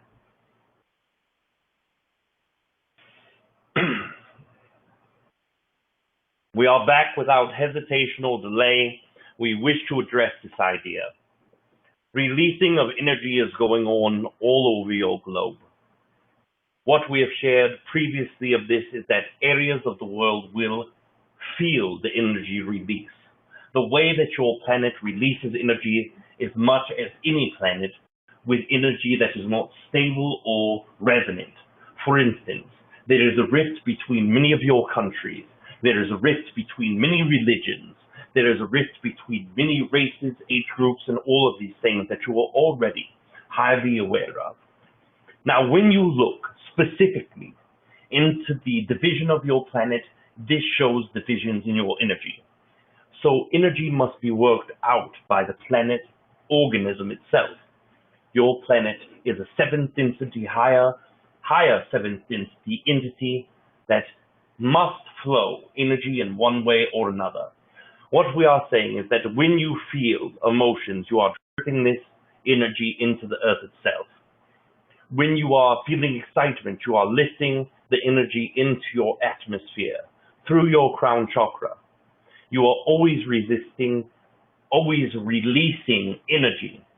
When you begin to release this energy, it must do something with it. For all the negative energy that each of you have, it must be released. In the area that you deem Istanbul, Turkey, there is a probability of release being within that region. What we can share with you is the more that you focus upon how the energy will be released, the more that you add to this. So what we can ask you, would you prefer an earthquake or a storm? Would you prefer a quick wind gust or a heat wave, or would you prefer an earthquake? This is very dependent on the perception of the collective. What we can tell you more specifically is that the less you focus upon how the energy will be released, and the more that you focus on releasing negative energy within yourself, the higher probability will be to avert a disastrous release of energy. This is what we can share. Thank you very much, Aridif. Yes, you are loved as is the questionnaire. Oh. Okay, let's see. Tom has a question. He says, I plan to homeschool my children. What is the most important or relevant thing I can teach them, provide for them so they do not have the same degree of limitations that I have experienced in my life? For instance, so they do not have to take a class like this in their future. Yes, we understand. What we can share with you that can be greatest when it comes to the teaching of children is acceptance. It is not teaching them acceptance, it is showing them acceptance. It is showing them the vibrational person, or we are trying to find the word within what encompasses the most greatly. Example is too light of a word, but we will use it, for lack of better terms, to be the example in which you desire to impart upon them. By showing great love, by showing great acceptance, by allowing them to move freely within their creational ability, this is what is most important in our perception of sharing with your children. And to share with them by a vibrational example is a much greater teaching mechanism than any verbal concepts or exchanges of conversation which you can have. Thank you. You are loved. Thank you. Yes. Okay. Angela asks, which is the relation to live our highest excitement in the now moment with the unconditional love and the self-responsibility we should express now as fourth density entities? Within your self-responsibility comment, what we can share with you is this. Self-responsibility is whatever you make it to be. If you feel responsible for anything, then this means that you will place your energy upon this without care of the feelings of yourself. We understand responsibility is perceived in many ways, but what the perception of responsibility is to us is that I must do this at all costs, regardless of personal feelings, emotions, or actions that can be had. So what we can suggest to you is that by expressing yourself in a way that allows you movement in a later portion can only be beneficial. Now, when you are speaking more directly of what you can do within yourself to raise yourself in a fourth entity vibration, this can be seen or expressed very simply.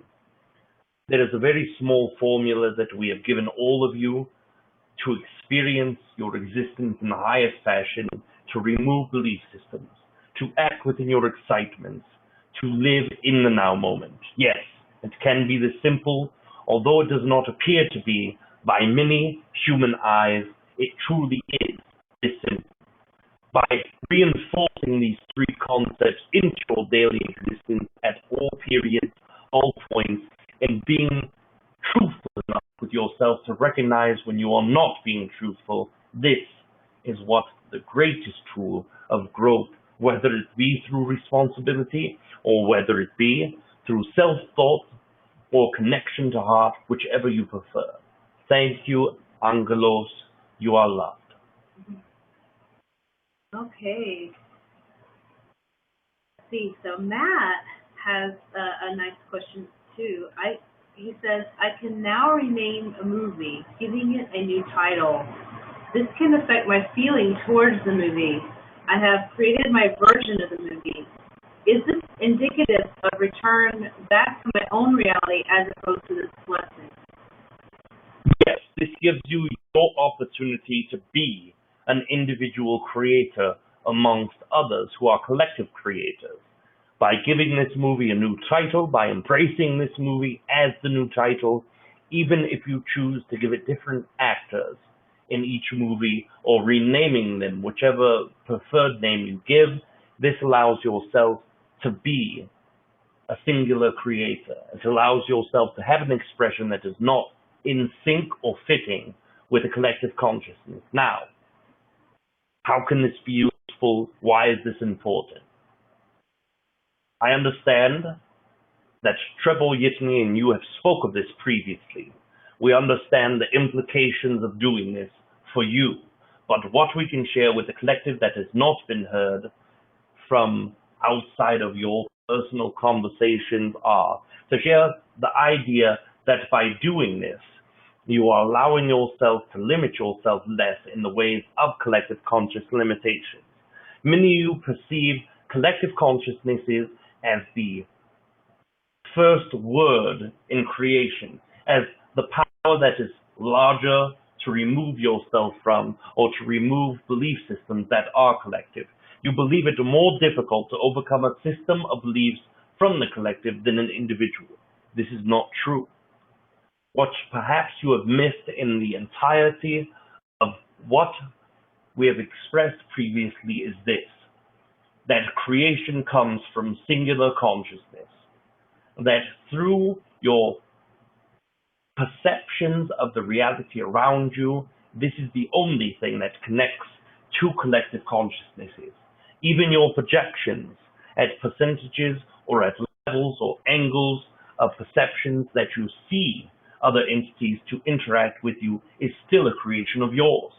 At this level, you may change all things in your own existence at your speed, at your comfort level, and can do this without affecting the outcome of other entities. Thank you. You are loved. Thank you, Aridif. Yes. Well, I've got some more questions for Treb popping up, and then if we have time, a little bit more for you. Yes, we are getting on the lower end of time with the physical connection. We are not sure what time it is within your own self. To elaborate upon that would be of great use. Well, so far we've got 5 more questions on hand. Yes, and the time that you have is 5:32. Yes, so what we can tell you is that approximately at 5:45 or 3 questions answered, whichever is first will be our mark. Okay. Let me make sure, what I'm going to do is make sure I get some people who haven't gotten a question answered yet. Yes. So,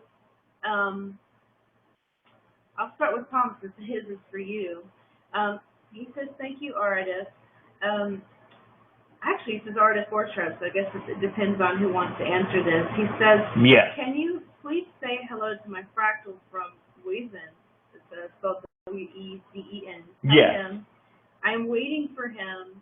Is it still a high probability he will show up today? After all, it's full moon, man, and I am excited. The probability is still there. Continue. We are sorry for interruption. Oh, it's okay. You put in quotes, come on, baby, light my fire, which, you know, we played for you the other day after you listening to some Iron Butterfly. Yes, we are aware of the terminology in the song, and this is quite humorous. What we can tell you specifically about your probability is that it is still there. It is still as high as it was previously. In fact, it is higher. Your excitement has been leaning towards this. We have already said a good hello to your fractalized consciousness that resides within the Western system. Nice. You are loved.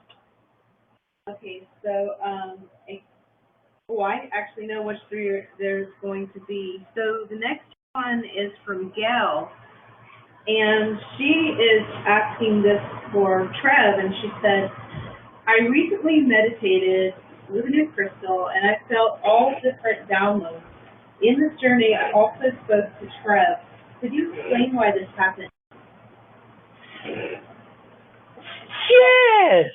What will he tell you is this energy in the crystal that you received, that when you connected to it, the energetic signature of the crystal is much the same as your energetic pattern, that when you are excited to connect to myself, and that when myself in your energy connects, this gives a certain representation of an energy, and then the energy in the crystal reminds you of this mixture of energy. So when you are connecting to this crystal, this can be a symbolism of yourself connecting to me. My own consciousness travels to all entities who are excited to connect to myself, or who are excited to connect to any portion of my energy. And when I am sending out my own portions of consciousness, so that all of you may experience an interaction with myself, what I am doing is separating small fractals of my own consciousness.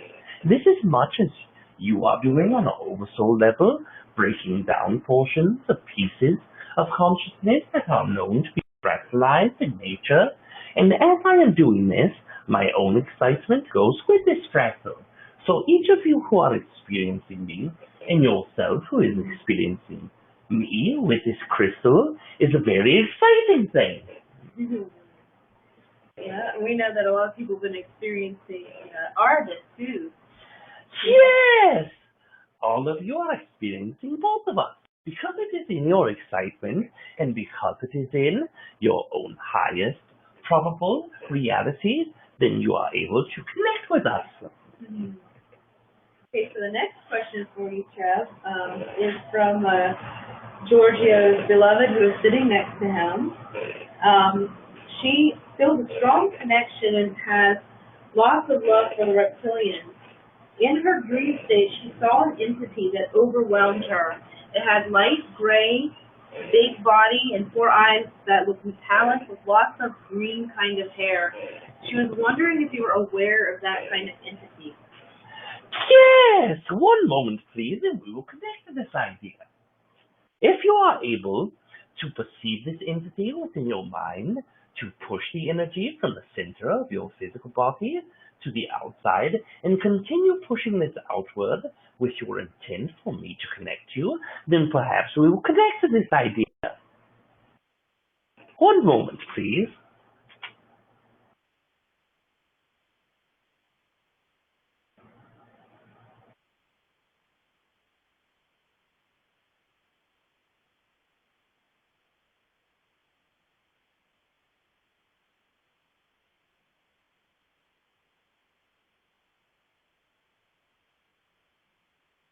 Yes!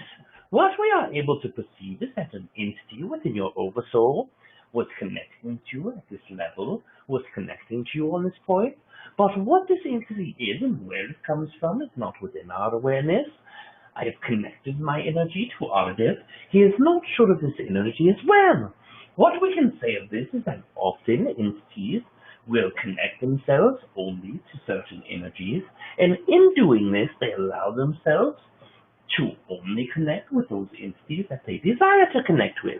In my case, I am very open to connecting to as many entities as wishes to connect to me, but not all entities share the same belief system. It does not mean that they are type 2 or negative or what you would call malevolent. What they are entities who prefer one existence. And what we can say of this entity is it prefers to connect with your energy, but not to us. Oh. Well, I have a question for you, Treb. Didn't Aridif say that we had to like 545 about? Yes! I was wondering if we could sneak in some more questions if Rob's body is up to it and you guys are up to it. Yes! You know how I'm always doing that before Aridif. Perhaps when you received me when you asked this question. It was much easier than getting Aridif to agree to this. Uh-oh, Aridif. Well, Giorgio had a question. I think it was his first one. He asked, concerning the research on your moon with second density life on it, do you know what consciousness created it and for what purpose? Yes! This is what you would call natural evolution of a planetary consciousness. It is much as your existence on your planet originally came from before the manipulation of DNA began. This occurs by an incarnation cycle starting.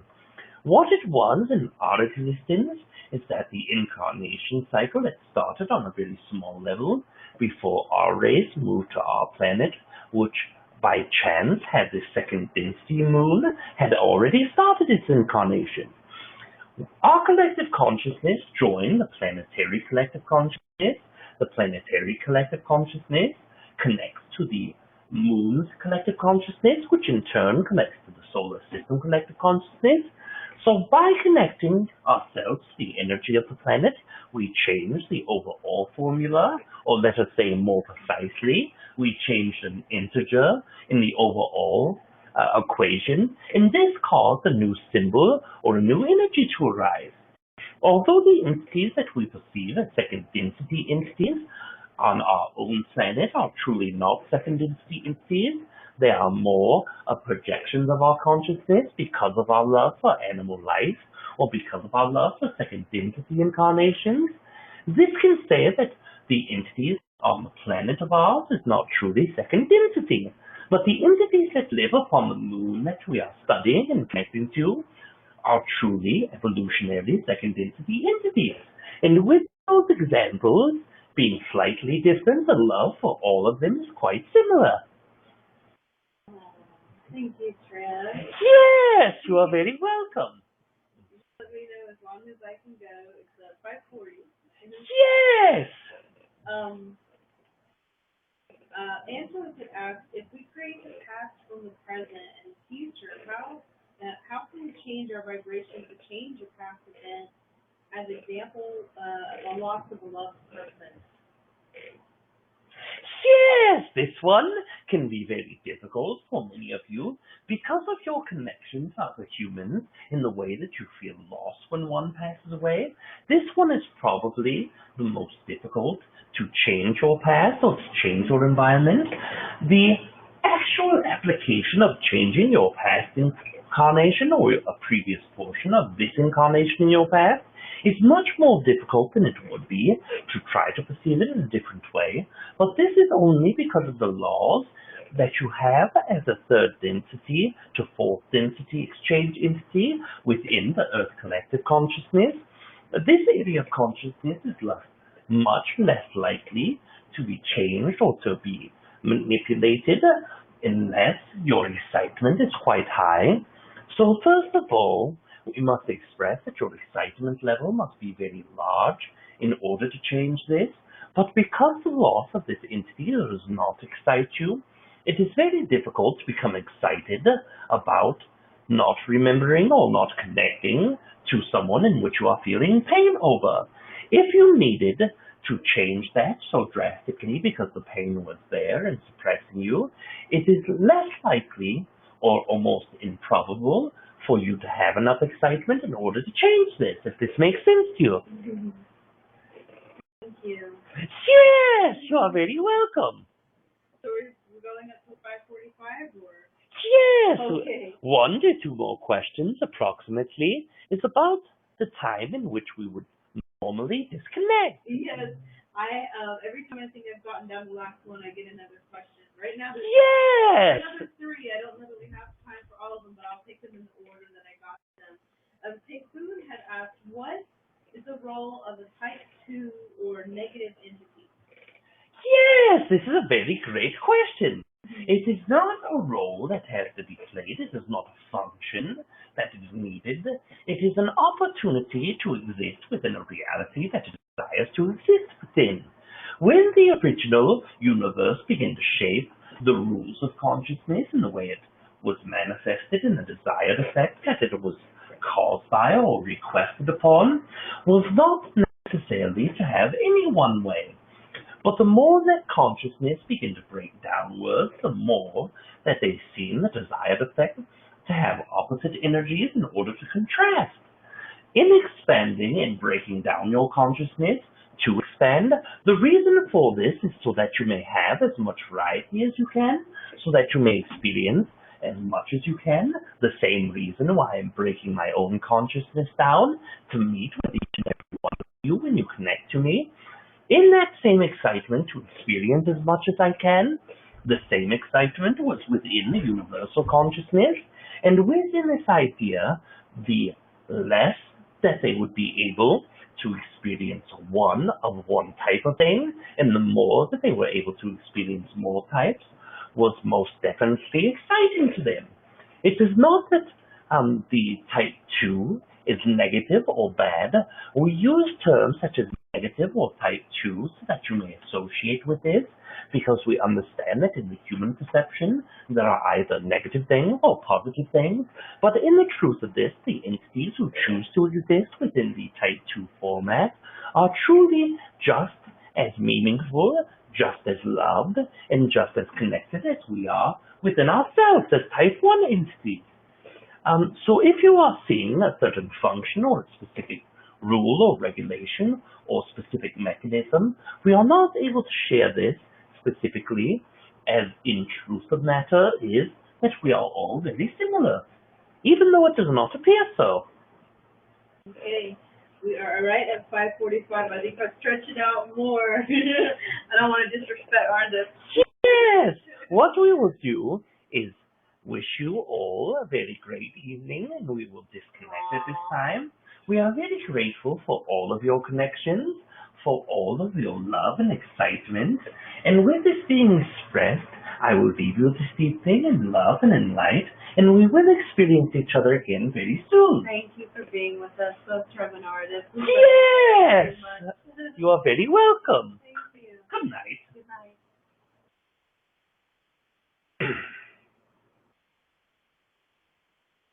We are back without hesitation or delay. This is Aridif.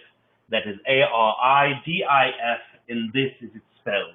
What we wish to express to all of you this evening is we are very grateful to have your heart's connection with ours. It beats in the same tone. We are all connected.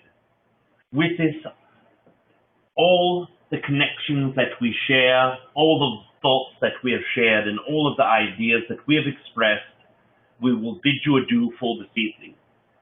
Good night. Mm-hmm. Feeling okay? Mm-hmm. Need some water? Please. All right, so how did it go, everybody? Oh, it was awesome. We had about 3 questions that were left unanswered. Of course, we can definitely get them on first Wednesdays. Oh, yeah? Each month. So if you guys want to email those to me, I'll put them at the top of the queue next Wednesday. Not next Wednesday, but the next Wednesday of the first Wednesday of next month. Mm-hmm.